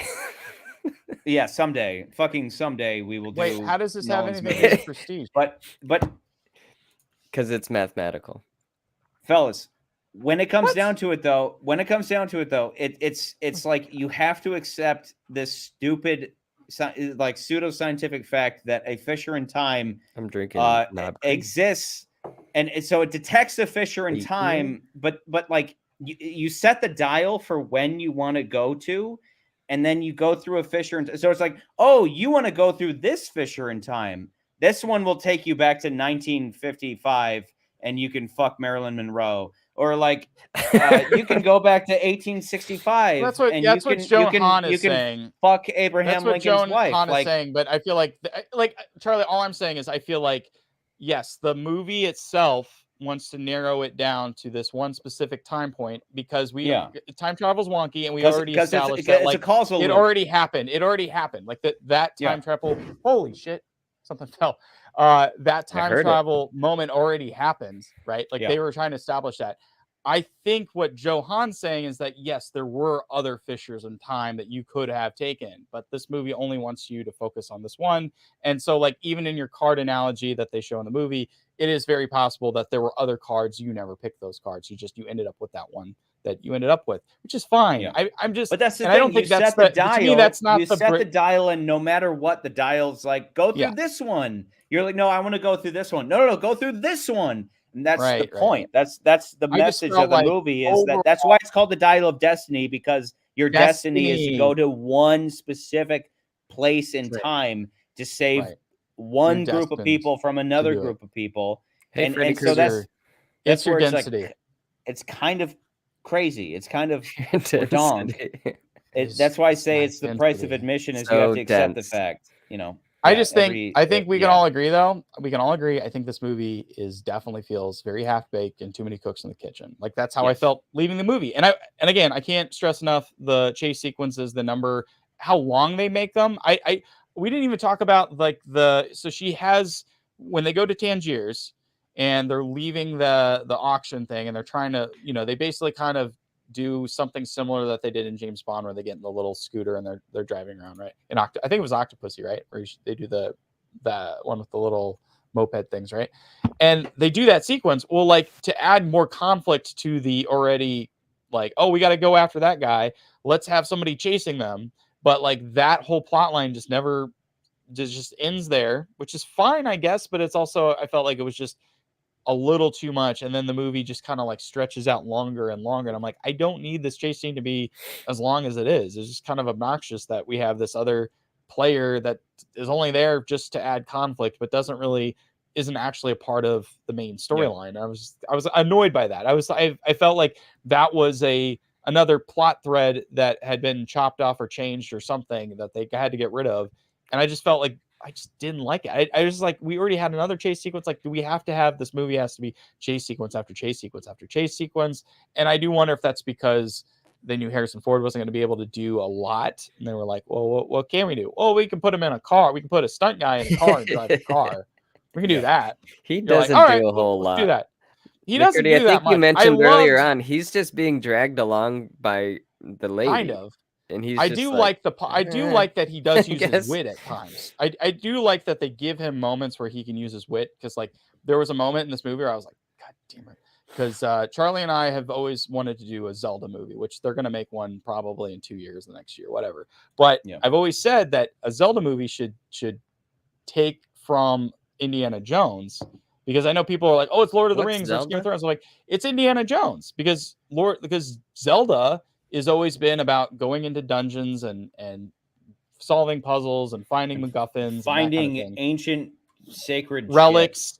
But that's what Indiana Jones is. And like, there were moments in this movie when they're in the one room with the pool, and he's like, get in the pool. Archimedes loved water displacement. And then he swings opens the trap. And I was like, I love that. I was like, yes, but that was the time of the movie where I was like, I was more into the movie, because I got really bored with these long chase sequences. When we started getting into, let's actually go into the cave, let's actually find the thing. Because at one moment I was like, is this movie just going to be 2.5 hours of people chasing after each other because somebody got the item and the other person didn't? And I was going to be really bored. And I appreciated that once they broke that, and they're like, let's go to the cave. Let's lay down some roots for this time travel thing. Let's like find out what the villain wants, all that stuff. I was like, finally, like, this movie's going places. And I just felt like the first half of the movie was like, we got to have this weird CIA chase thing, and it's got to continue for forever, because we got to fill in time to make this movie. So I was just annoyed. That was something that was kind of confusing. I said it earlier, but regarding how messy Wombat's character is, was she like, like we said, we speculated that maybe there was a version of the script where she was more pure, right? She wasn't like just in it for a payday. Wanted to finish Dad's journey. She wanted to fulfill, and there's that whole scene where she's trying to sell it to him, and she's like, I want to fulfill Dad's destiny, and Indy's not having it, and she's like, yeah, I know that was kind of a corny pitch, I'm not really selling it, but like, the CIA is there though. So okay, here's what I think. Here's what I think the units. No, here's what I think was happening. Okay, so first off, you have Mads Mikkelsen's character is basically Werner von Braun, right? He's helped with the moon, the race to the moon, and so he's like a Nazi. He's like this guy that you got to put up with, because like, yeah, your views and stuff are really messed up, and you're really open about it, but you're brilliant. We got to use you to figure out how to go to the moon. So the CIA, to the United States government, to appease this guy, or like, he's like, I've been trying to find this dial of destiny, and this one person knows where it's at. And they're like, okay, well, we'll use you. And he has a plan, but he doesn't tell them. He's like, okay, well, we'll help you find this dial of destiny. Like, okay, weirdo, but we'll help you find it since you helped us with the moon. So the CIA basically is like, all right, well, there's this one person who knows where the dial of destiny is, or knows something about it, and it happens to be Toby Jones' character, who dies, right? And we find out that the dial went missing because Indiana Jones had it in his collection, and he was hiding it because he was supposed to destroy it. He never destroyed it. And so basically the CIA is using their operatives, and two of them are actually like secret Nazis, and they're going and trying to follow Phoebe Bridger or Wombat, following Wombat to find Indiana Jones. So they're following that, and they realize like she's under this false pretense of like, oh, I'm an archaeologist just like you, and I just wanted to know about the thing. And like little does they know, again, this is why it gets messy, is little does Indy know that she has a different reason why she wants to find it. She wants to sell it, but that's again, that's did she have any connection to the CIA? Like no. I think what the story is the CIA. I think the connection was that the CIA knew that her dad knew stuff about it, and so that's why they were trying to question her about it. And so she, like, I think that was the connection. It's just the CIA is helping Mads Mikkelsen, and so by it doing would make so, more sense they if know it was that Mads, she knows about it. If it was Mads that was kind of directing it, where he's like, I need this dial thing, then it would have been a little more clear. But it's like, okay, you got Mads, you got the CIA, you got and the Wombat, CIA are acting just more kind of like it's not it's not Mads. It's not Mads like he's in charge. It's like it's not Mads that he's in charge. It's more like the CIA is like, okay, dude, we'll you got us to the moon. We'll help you find this weird dial thing. Whatever he keeps saying, he keeps saying, we've conquered space. The next thing we need to conquer is time. And maybe upon watching the movie again, I'll see this. No, he does. He's like, we have conquered the third dimension. Now we need to conquer the fourth dimension, is essentially what he says. I'm just saying he says it in a much more clever way. But if his whole thing was like, to that note, what we need to do is we need to find this dial of destiny, and I'm gonna use my government influence to do that. But that wasn't there, right? It was never laid out that he specifically is like, hey, we need to find this dial of destiny, and I know who has it. That was never the case. That would have been more interesting, where it's like you have this Nazi force inside the American government and weaponizing the American government to get the dial. That would have been like, okay, clear-cut bad guy. Instead, it was like Wombat's there, the CIA's there, Mads is there. Are these things connected? Are they not connected? I thought it was vague. I just felt like it was more like Wombat was a person of interest because they knew that Wombat had all this history with the dial, and that they knew about the dial. I think that's really where it came from. I just think that it's just a little weird that we had this CIA subplot thing to establish Mads, because it was cool that they were like using that as a stepping off point for that character. I thought that was interesting. I was like, okay, what if Warner von Braun actually had other ulterior motives to being a part of the United States? And they touch on it in Captain America. They touch on this same idea in both Captain America movies, but it was like let's take that into another direction where he's, and I think even in the movie, if you hear it, I don't know if you caught it, I did, but in those parts of the movie, I was hearing the soundtrack to Marathon Man. I don't know if you heard that. Do you really? Marathon Man? So if you listen to it, they have a very similar. The soundtrack, there's a part of the music that sounds very eerily similar to Marathon Man. And Nance, so you're in the conversation, understand. Marathon Man is a movie with Dustin Hoffman that came out in the 70s, where he's this runner, he's a marathon man, and his brother, who's played by what's the actor's name who was in Jaws? His brother's basically a CIA secret agent. He doesn't know it, he has no idea. And during some kind of exchange, he gets entangled with it because they're trying to find this German, this Nazi who went into hiding, and he plays this doctor, and it's played by guys, help me, I'm missing names. Who's the doctor in the movie? What's the actor? He's a great actor, theatrical Shakespearean in Marathon Man, the actor, the Shakespearean actor. Doesn't matter. Anyway, Continue. He's a German sympathizer, and it's like they're using that kind of idea with this movie, where it's like he's a German, but he's hiding in the United States, and he's doing deals with them so they can get these diamonds. In the same way, it's almost like the U.S. is doing the same thing with this movie. So I just thought, it's like, oh yeah, I could see the cinematic connections where they were trying to make, but it's like, though, I think the other I don't think it's a problem. Like, I liked the new ideas with the time traveling, going back, going to Greece, all that stuff. I think one of the issues I have with this movie is that because Indiana Jones, is because this is like a franchise that expanded such a long period of time. Indiana Jones in itself has been an influence on a lot of other stuff in between that time, including Captain America and other stuff.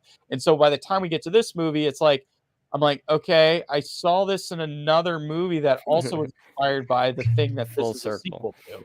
And it feels like this weird full circle, especially like in the World War II sequences in the beginning of the movie, but even like other elements where I was like, yeah, they did that before. And that was sort of done in this other movie that was also kind of based off of Indiana Jones. It's just Laurence Olivier. Thank you, Joe. That's what I was trying to say. Laurence Olivier.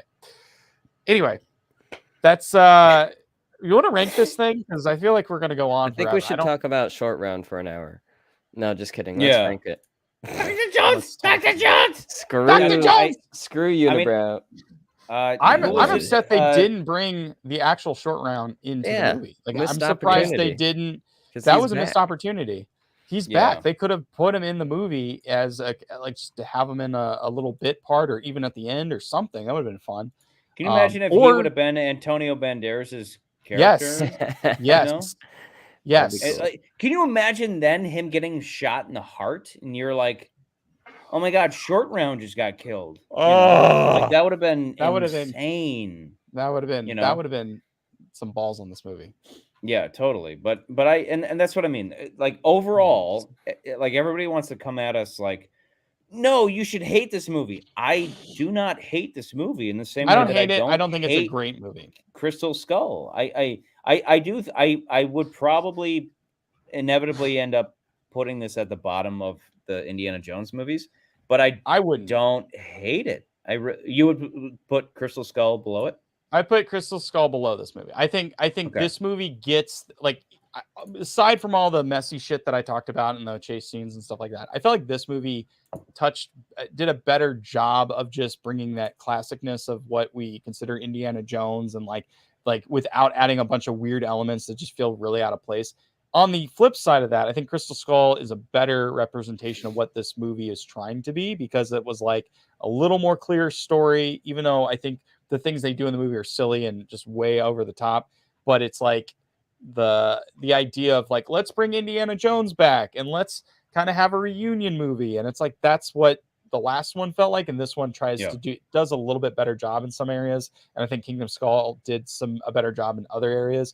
But I do still think this is the fourth.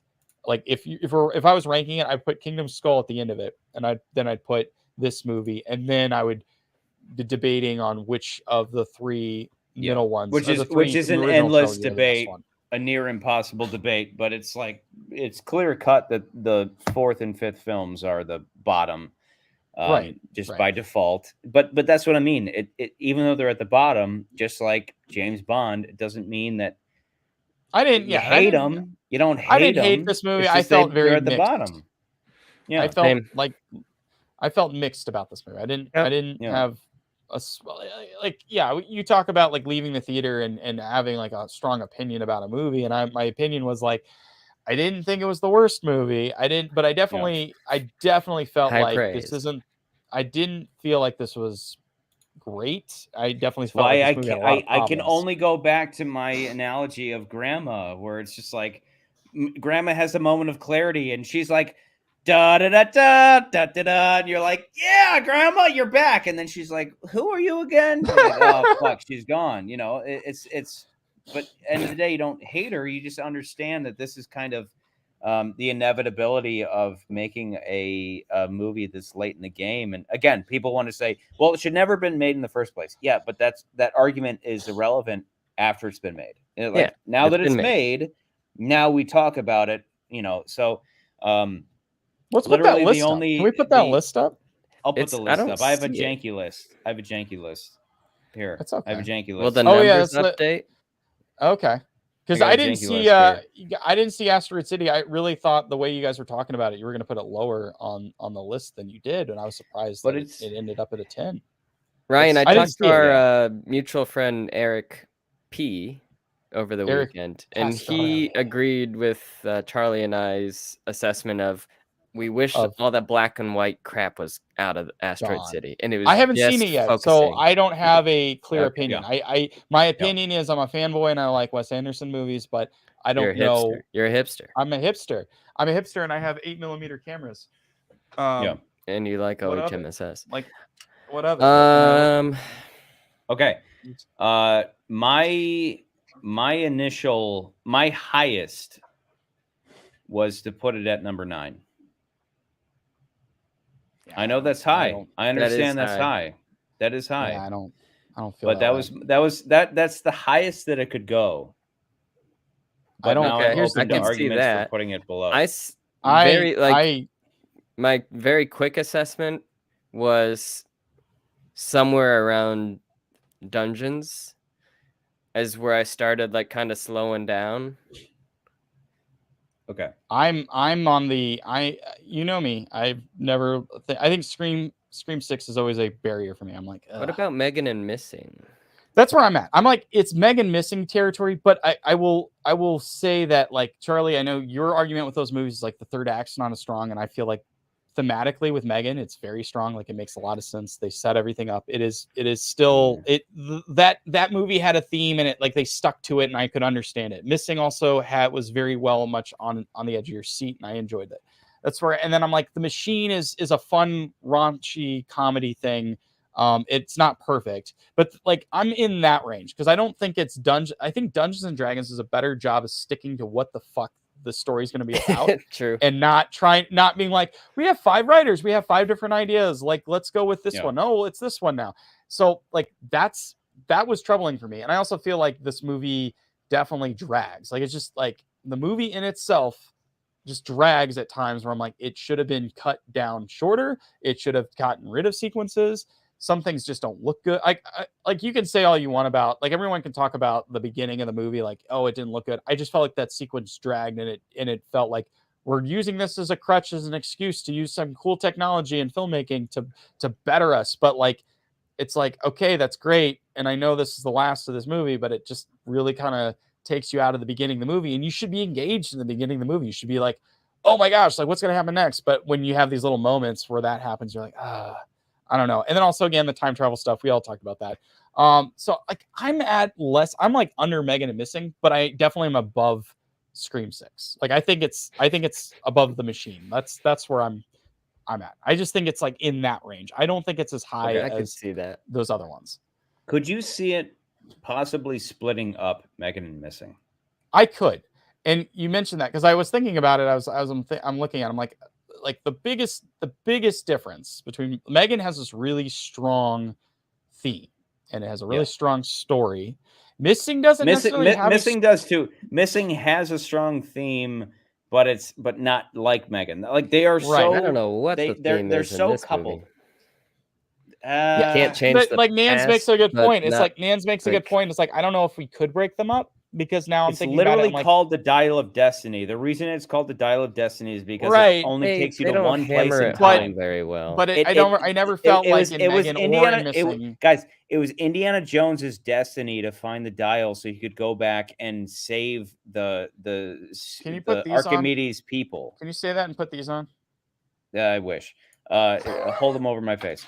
Right. It was his destiny by the definition the movie lays out. It was his destiny to go back in time and save the Greeks from the Romans, just like he lays out in the first and only lecture we see him give is talking about that very thing. He's talking about Archimedes and how he helped defeat the Romans and all that. And it turns out it was his destiny to go back and save that war. Okay, I get that you're like saying like it does have a theme. It's his destiny thing, and I'm like, yeah, but it's like, again, it is done. I need to fix that, guys. I need to figure out a better way to put those up. Just they're hung by tape, guys. They're hung by tape. I do feel like I get what you're saying, but I can't like sit here and like be like, oh yeah, like it's better than Missing, because I'm like, yeah, but Missing has like, I'm stuck with one character who has a really good, strong arc. And the problem with this one is like, I get 2 characters, one who's kind of taking a sleepy backseat because he's 80 years old, and they can't really do much with him, but they can do stuff with him when the time comes and he wakes up from his dementia, as you would put it earlier. But then we get this other character who's really like all over the place. I'm never 100% sure what the motivations is, and it's not in a fun way like something like Fast X with Jason Momoa. Yeah. It's more in a like, this is poorly written. Someone should have picked what this thing was. I don't get that with Missing. I don't get that with Megan. And also, like, I know we always say story's king, story's king. I get it. But at the same time, you also have to weigh in the other factors of the rest of the movie. And I feel like this movie does feel like it's paced poorly. I feel like some of the I felt like the story things with Phoebe is not great. And then on top of all of that, it feels like you can see the seams in the movie. It just feels like this was 5 different writers. There was another version of this movie, and they just didn't cut those things. So when I'm looking at this movie, it's like this movie feels like below Missing. This movie feels very Frankenstein, and Frankenstein to me is not like great. And that's where I'm like, that's where I lean closer to The Machine. And why is The Machine a worse movie then? Is at that point, why is The Machine worse? That's a good question, because now I'm like, was entertaining. Now I'm even thinking it almost seems like The Machine could be above. It might be. It might be, because I'm thinking about this now. I'm like, Scream 6 and this feel. Who else has seen this? Only Huevos has chimed in on where. And like my thing, I guess he said 12. Harrison Ford tried his best. Well, Harrison Ford is like the reason the movie exists, and I think he has a good time making these, you know. But back to what we've said before. It's not because I agree above Super Mario is what SB said. We're not saying we hate this movie, but we are saying that, like, when you look at all the rest of the movies that have come out this year, like it wasn't that's the bottom cream of the crop. There was better movies that came out, and I'm sorry, but even if it's a beloved franchise, that doesn't negate, like, oh, it's a beloved franchise, this should be the #1 movie. I'm like, it doesn't do that. It just doesn't. But no, but you're making a good point when you say, is the machine better than this movie? And it might be. I had a good time watching The Machine. Machine's fun. The Machine's fun, and it's clear there's a very good, strong father-son storyline there. It's not, and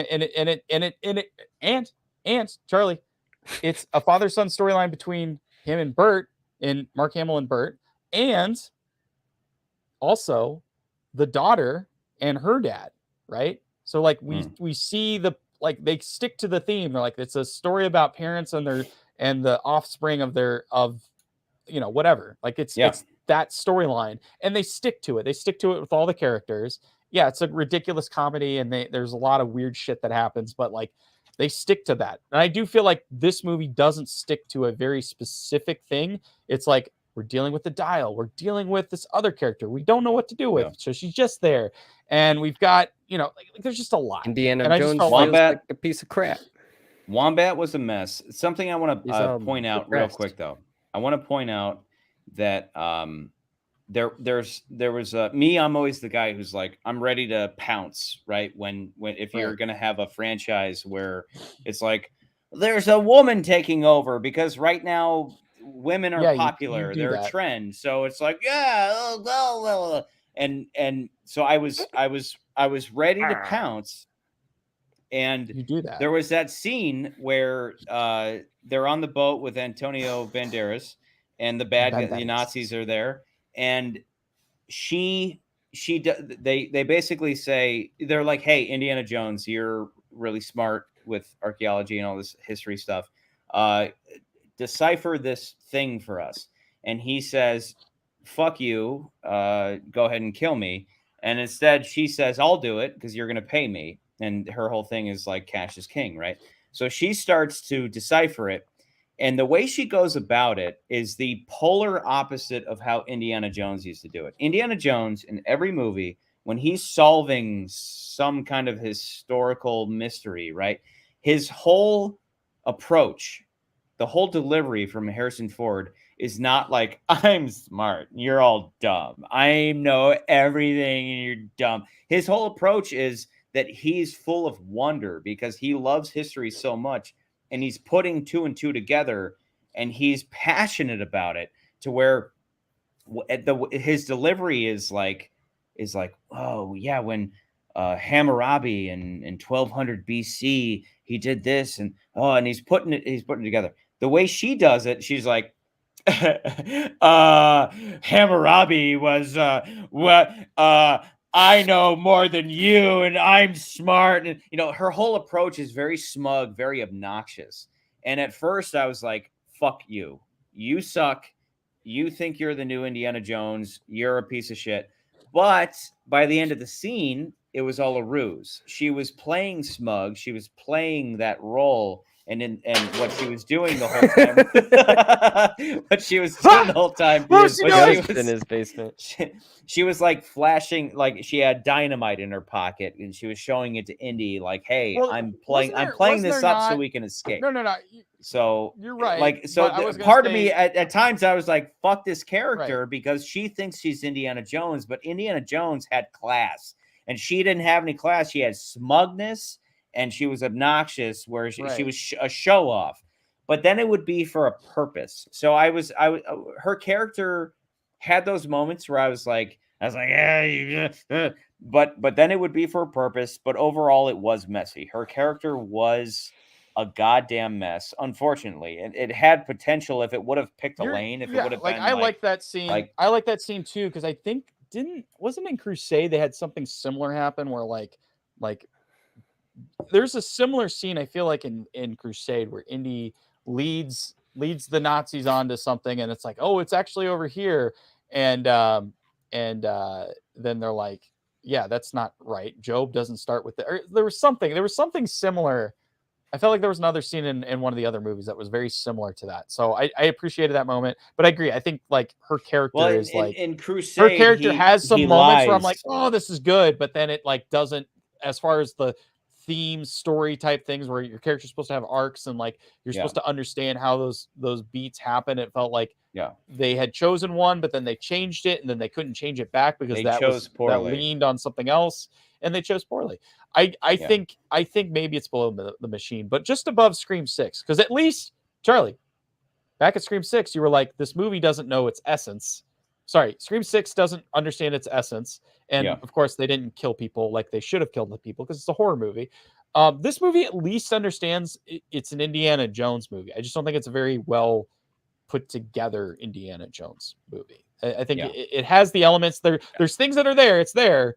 But like, I just feel like when it comes to when you weigh everything in, I'm just like, yeah, I think this is just above, like just below the Machine. Yeah, I think you guys are thinking correcto.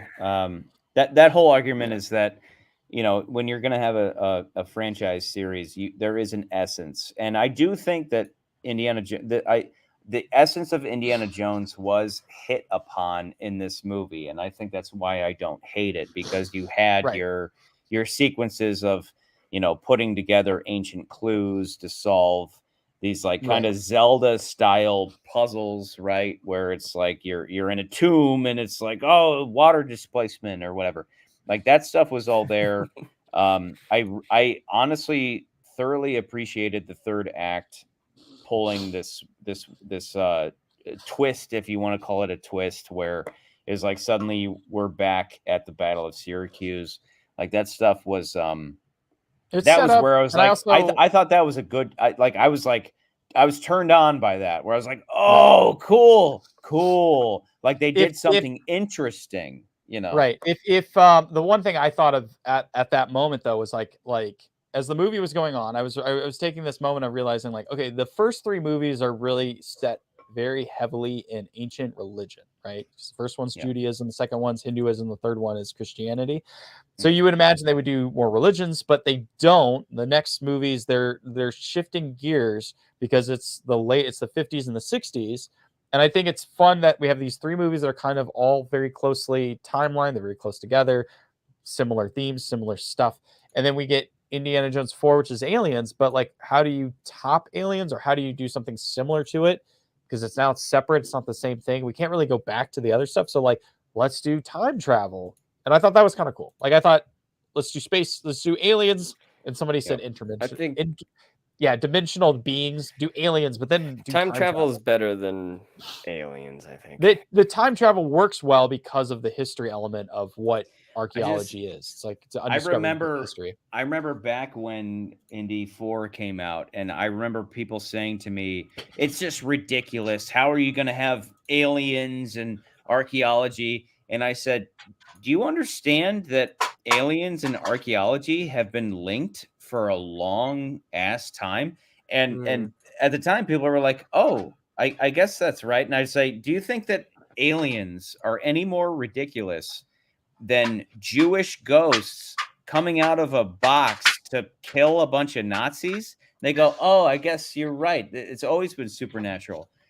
But I think don't quote me on this because it's ridiculous, but Indiana Jones 4, I do think was slightly ahead of its time, because it wasn't until after that we got Ancient Aliens and all these, or what's most recently, what was I don't think that's what happened. I think the Graham Hancock show, right, where it's like, maybe there's all these influences from outer space on ancient civilizations, right? And so at the time, people were like, "That's weird. You can't have aliens in archaeology." No. Aliens and archaeology have had a relationship for decades. That's actually the alien archaeology thing is not actually something new out of Indiana Jones. There was actually there's been comic books and stuff that have tied those ideas together. And there was I think there was a book that somebody had written that basically kind of stemmed a lot of those ideas. I know SP's talking about the MCU. I'm talking about the things that the MCU were inspired by to make those storylines. That was another book entirely. But I do feel like lately now people are really kind of we talked about this briefly in Transformers, is that one of the problems with the ancient alien theories is that you're suggesting that humankind could never create anything, especially if cultures that aren't like America or white cultures, that they would never be able to create the pyramids. Human ingenuity, we're not talking about race. I'm just talking about humanity as a whole could create those things. And I do feel like there's starting to be more of a shift, and especially in movies, because even in Transformers, they talk about that. They're like, yeah, you can't excuse human ingenuity. There was some line in there thrown in there. In this movie, they do the same thing. This movie does the same thing because, in the beginning of the movie, Indiana Jones is talking on the screen, and he's like, Archimedes, he was like this crazy inventor. He created these mirrors that would burn Roman ships, and they created these giant claws that would destroy it's cool to see that stuff in action in that, right? So they say that, right? They say it in the movie, and the ancient alien theory, or the old version of what people the old thing that people would be going on, is if this movie was doing that, it would be like, oh, Indiana Jones thought up that stuff because they went back in time and he created that stuff, and they put it in that, he was the Archimedes. That would probably have been one version, but instead the movie's like, no, he goes back in time, you see those mirrors and you see the claws, and it was all Archimedes' idea. It wasn't aliens. It wasn't any, divine crazy thing. It was like humanity, humans. We created that stuff. And in that version, it would have made sense that he would stay. He's like, I'm going to stay, right? And I'm going to be it turns out Indiana Jones was the famous Archimedes the whole time. How cool! And again, it's like they find Archimedes' tomb, and he has a hat and a whip. And a little on the nose, sure, but hide that a little bit, and it's like you put a clue in there that he's going to end up staying in history, and that would have been cool. But okay, so fast forward to the end of the movie. The end of the movie is Gimli shows up with his kids, and Marion shows up, and Marion's like, I heard you were back, and they have their little makeup session, and it's clear that they're not going to get divorced. They're going to stay together, even though Mutt's dead. And then they are outside with Wombat and Gimli's kids, and then they pan up to the hat. The famous hat is hanging on a clothesline, and you go, okay, he's hung up the hat. He has literally hung up the hat. He's done. And then what do they do, fellas? He grabs the hat. He grabs the hat. So it's like, okay, once again, they've left the door open. He either wants to fuck with the hat on, or That's all they're leaving the door open for another movie if they so choose. He can't get it up without the hat. That's all. I mean, Marion would probably be turned on by him wearing the hat, but if they were to do a sixth movie, I feel like the sixth movie would be Shirley Harrison, not him. It would be. I feel like it would be more Harrison Ford mentoring somebody else, and I feel like maybe that was the idea that they wanted to do with Kingdom of the Crystal Skull, is make Mutt the next Indiana Jones, and I think they teased it at the end, but then they teased that. Remember, Mutt almost puts that's right. Something like he almost puts the hat on him. But Harrison Ford grabs it and he's like, get out of here, kid. You fucking mutt. And I do wonder, like, that's, to me, it's like they could go. It's just Indiana Jones is the strangest franchise that is like pure, because unlike Bond, they've swapped Bond out so many times. It's expected to happen, much like Doctor Who or Batman, right? Like we've changed out these characters. It doesn't matter. The character is what's important. However, with Indiana Jones, it's one of the only franchises that is like Indiana Jones is Harrison Ford. Harrison Ford is Indiana Jones. You can't separate those two unless Disney decides down the road, which they might. Let's make a new Harrison Ford. Let's get a new Indiana Jones, right? Yeah. But of course they did that with Solo, and they tried to create a new Han Solo, and it didn't work for everybody. So get out of here, Louis B. So anyway, back to the ranking.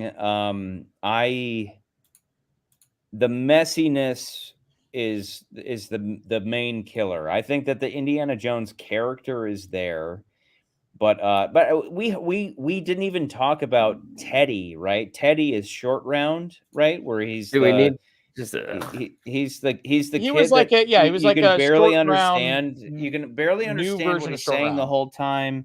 And I thought the weirdest part about that character was like the setup for the airplane was like he is obsessed with airplanes. He's never flown an airplane, and I felt like that joke never landed as hard as it could have landed. Like how is he flying? I felt like they were trying to set this up, and then it's just I think he just kind of lets out like, oh, I've never flown a plane before, and like that they just leave it at that. Where I felt like that moment would have worked better if it was like, all right, we got to get out of here. You know how to fly planes. You caught him flying early on, though, right? You caught his first scene. His little thing where he's like sitting there and he's talking to all the pilots and he's like playing with this little toy, and that was a little. I was like, okay, I've seen that character. I feel like I've seen a version of that character before in other movies where it's like this character who's never actually done it, but they've trained their whole life and known, like, it's the Linux system. I know this system. Well, that's Jurassic Park. But, Jurassic Park, He's like, I know this system. Let's mouse click over here. The door locks. Yeah. But it was like something similar to that. And I was just like, it's that one didn't work for me. I was like, wasn't as great. So I think I don't know. I'm not gonna fight you guys too hard on Above Scream, Below the Machine. I wouldn't put I think part of me would like want to put it above the Machine, but then the more I talk about the Machine, I'm like, story wise, the Machine isn't messy. It's not messy. Machine doesn't have a lot of zone. I don't even remember what we said that was wrong about the Machine, other than like maybe certain things could have been played out better, or like it's just a silly, it has some very silly over the top moments. But like when you think about what the story is about like parenting and how it affects affects your kids and how your kids deal with that trauma, it's like that's through all the characters. They don't. I think it was like I think the main thing was that the Machine, just like Megan and Missing, by the time you get to the third act, it's like, what do? Let's just have a fight scene. Let's like have a fight. And he has an epic battle with the Russians, and it was just kind of dumb. But I think that this movie, I think the third act, I thoroughly enjoyed the fact the bait and switch of the third act being, we're gonna go back in time to the Battle of Syracuse, and for some reason the Nazis, it was stupid, and I was laughing my ass off when the Nazis were like shooting back at them. They're like shooting. Okay. You had two things at once. You had two airplanes, right?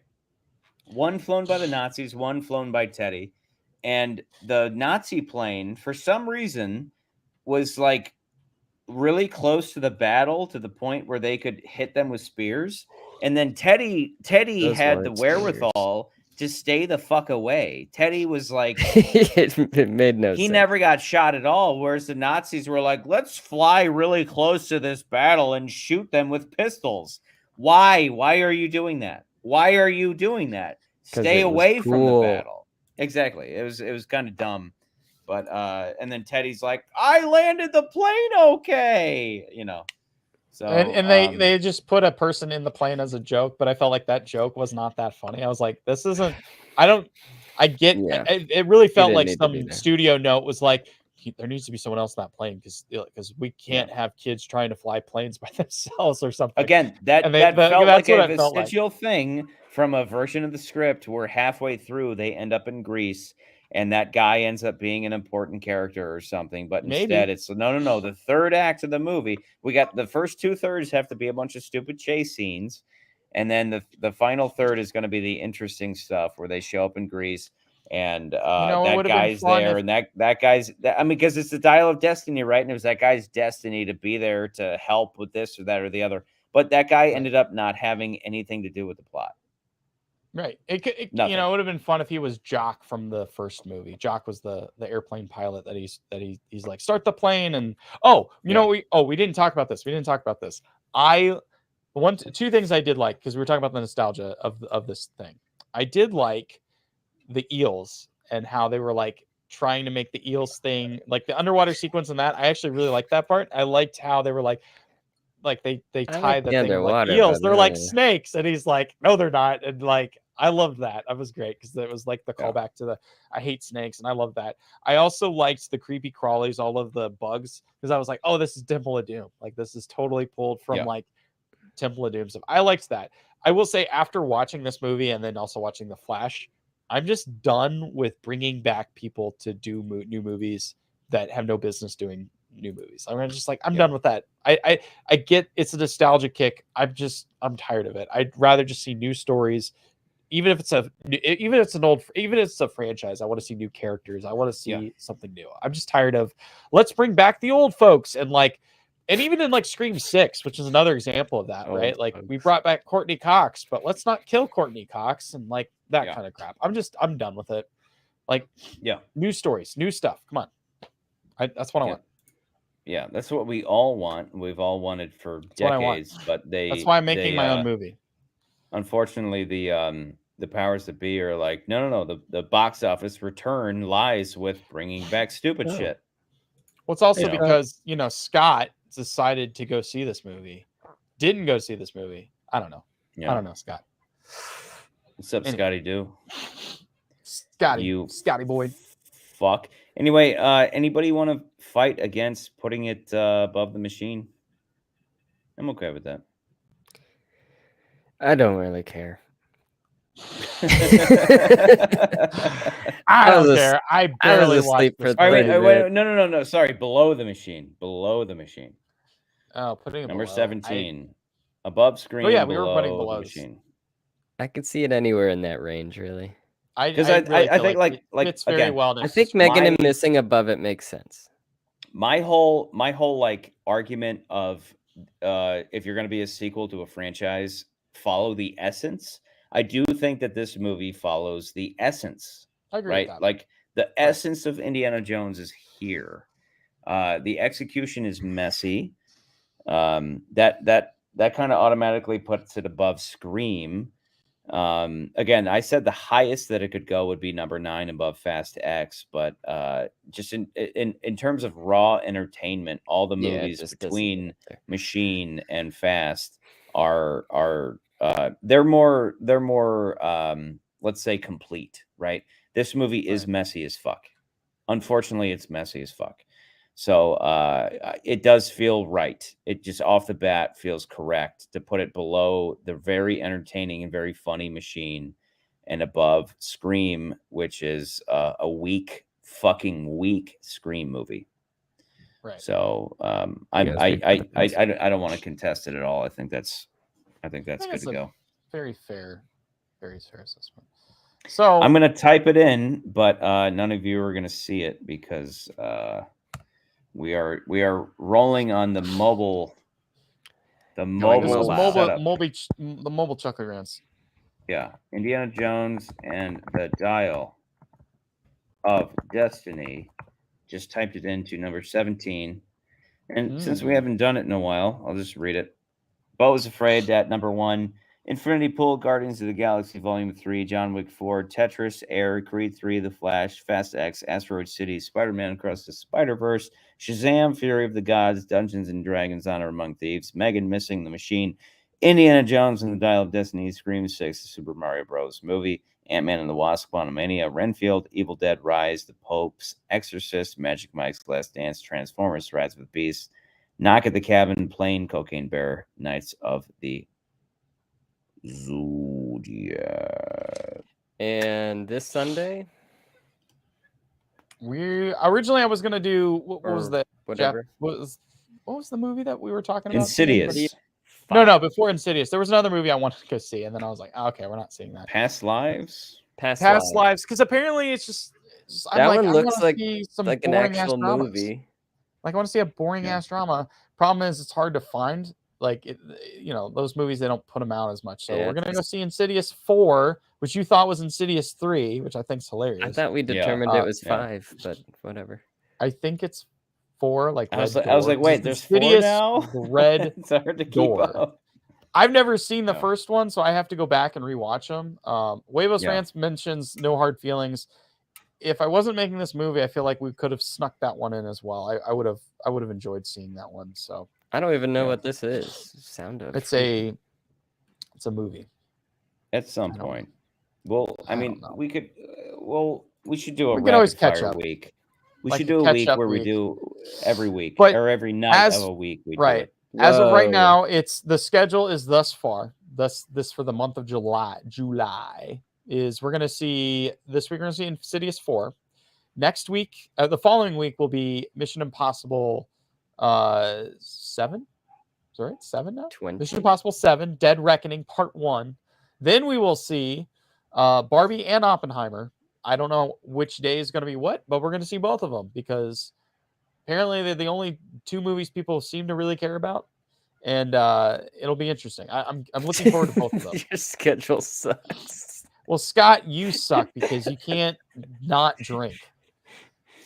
Hold on, I gotta turn into Scott. All right, are we just toasting to Harrison? I mean, who else are we gonna toast to, guys? Steven Spielberg for not being involved. Yeah, I mean, like Harrison. It's got to be Harrison. Hang it up. Hang up the hat once and for all, Harrison. Love you. You don't need to act anymore. Just call it. Yeah. Just Scott, I love you. Get off my plane. Here, put it up. What are you doing? No, it's up for Harrison. It's up. There it is. Oh, there you go. Oh, there you go. Yeah. There you go. Yeah. I was gonna try to find something funnier with like him, like as an old dude, but I couldn't find anything. And again, I'm okay with an archaeologist being old. I'm okay with it. That's not the issue. Like that's never been the. Yeah. I don't think that's the issue. You can pull what's his face from Jurassic Park. I don't know who you're talking about, but like the main old guy who like creates the park. Right. John Harrison. Hammond? Indiana Jones could be. He can have his little island where he's got all of the artifacts. That big warehouse. He just kind of Indiana Jones roams and Museum around. Island. Yeah. Yeah. Well, I think I would. Spectre Island. Again, it all goes back to my my whole analogy of it being Grandma, and I'm like, I'm okay with Grandma continuing to make these movies because I'm at this point, because 2 have been made. Okay. Anybody saying that after Crusade they should have stopped making them? Yes, true, but that hymen has been broken. That's not the universe we live in. Like too late for that. Now I'm okay with Disney making a shit ton of these, but the first time that it's like done, the moment that Grandma starts pooping her pants, she's gonna eat pillow. That's it. So I'm sure I bet they make another one. I will not be surprised when they make another one if they just continue to put effort into them, even if it's minimal. It's like somebody compared this to well, and the next one, Indiana Jones is going to be in a wheelchair in Depends, and they're just going to be wheeling him around. Here's the thing. They already did. And he might solve a puzzle. Hold on, let me put my nerd glasses on. They actually already did the old Indiana Jones back when they did the television show Indiana Jones, the adventures, or it was like the Chronicles of Young. Oh my God, I'm ready to close the episode. If we're gonna get into Young Indiana Jones, no, they did a television show. There was a TV show that was on television for a short period of time. Then it was like the Young Adventures. So it was all taking place in the 20s and the early turn of the century. And they did a couple. There were 2 episodes, I think. One where they actually brought Harrison Ford back as an old Indiana Jones before they did Crystal Skull. And then there was another episode. I think he's like a really, really old dude in a wheelchair. Fun stuff. That's all I have to say about that. Yeah. So. But it is true. I mean, it is Harrison Ford, but now they don't need his physical body or soul to do it. They just have the animators. Well, next they will get soul. We'll get AI soul. Like that's actually the next step. So they'll go AI, and then they'll be like, we can AI the soul. So then they'll have the soul. Yeah. You just have to sell it to Satan first. Right. Sell it to Satan, and then you want to hear Scott's opinion. Shut up. Well, I want to watch. Let's all get off of here. Let's get off of here and let's go on the Scott podcast. Where he just drinks. That's all he does. He just there's no talking. White explicit. He just drinks. That's it. All right. Also, Mighty Ducks 2 is still not the top one. Okay, yeah. Someday I'm we'll gonna get shut the up. Mighty Ducks. Sorry. Someday we'll get the Mighty Ducks. To Harrison Ford, you're the man. You have your own James Bond. Not many, literally 0 actors have their own James Bond franchise to themselves. Right. But Harrison Ford has it, and to anybody who doesn't like that, I say, get off my plane. Cheers. To Harrison Ford. No ticket. No ticket. Yeah. To Harrison.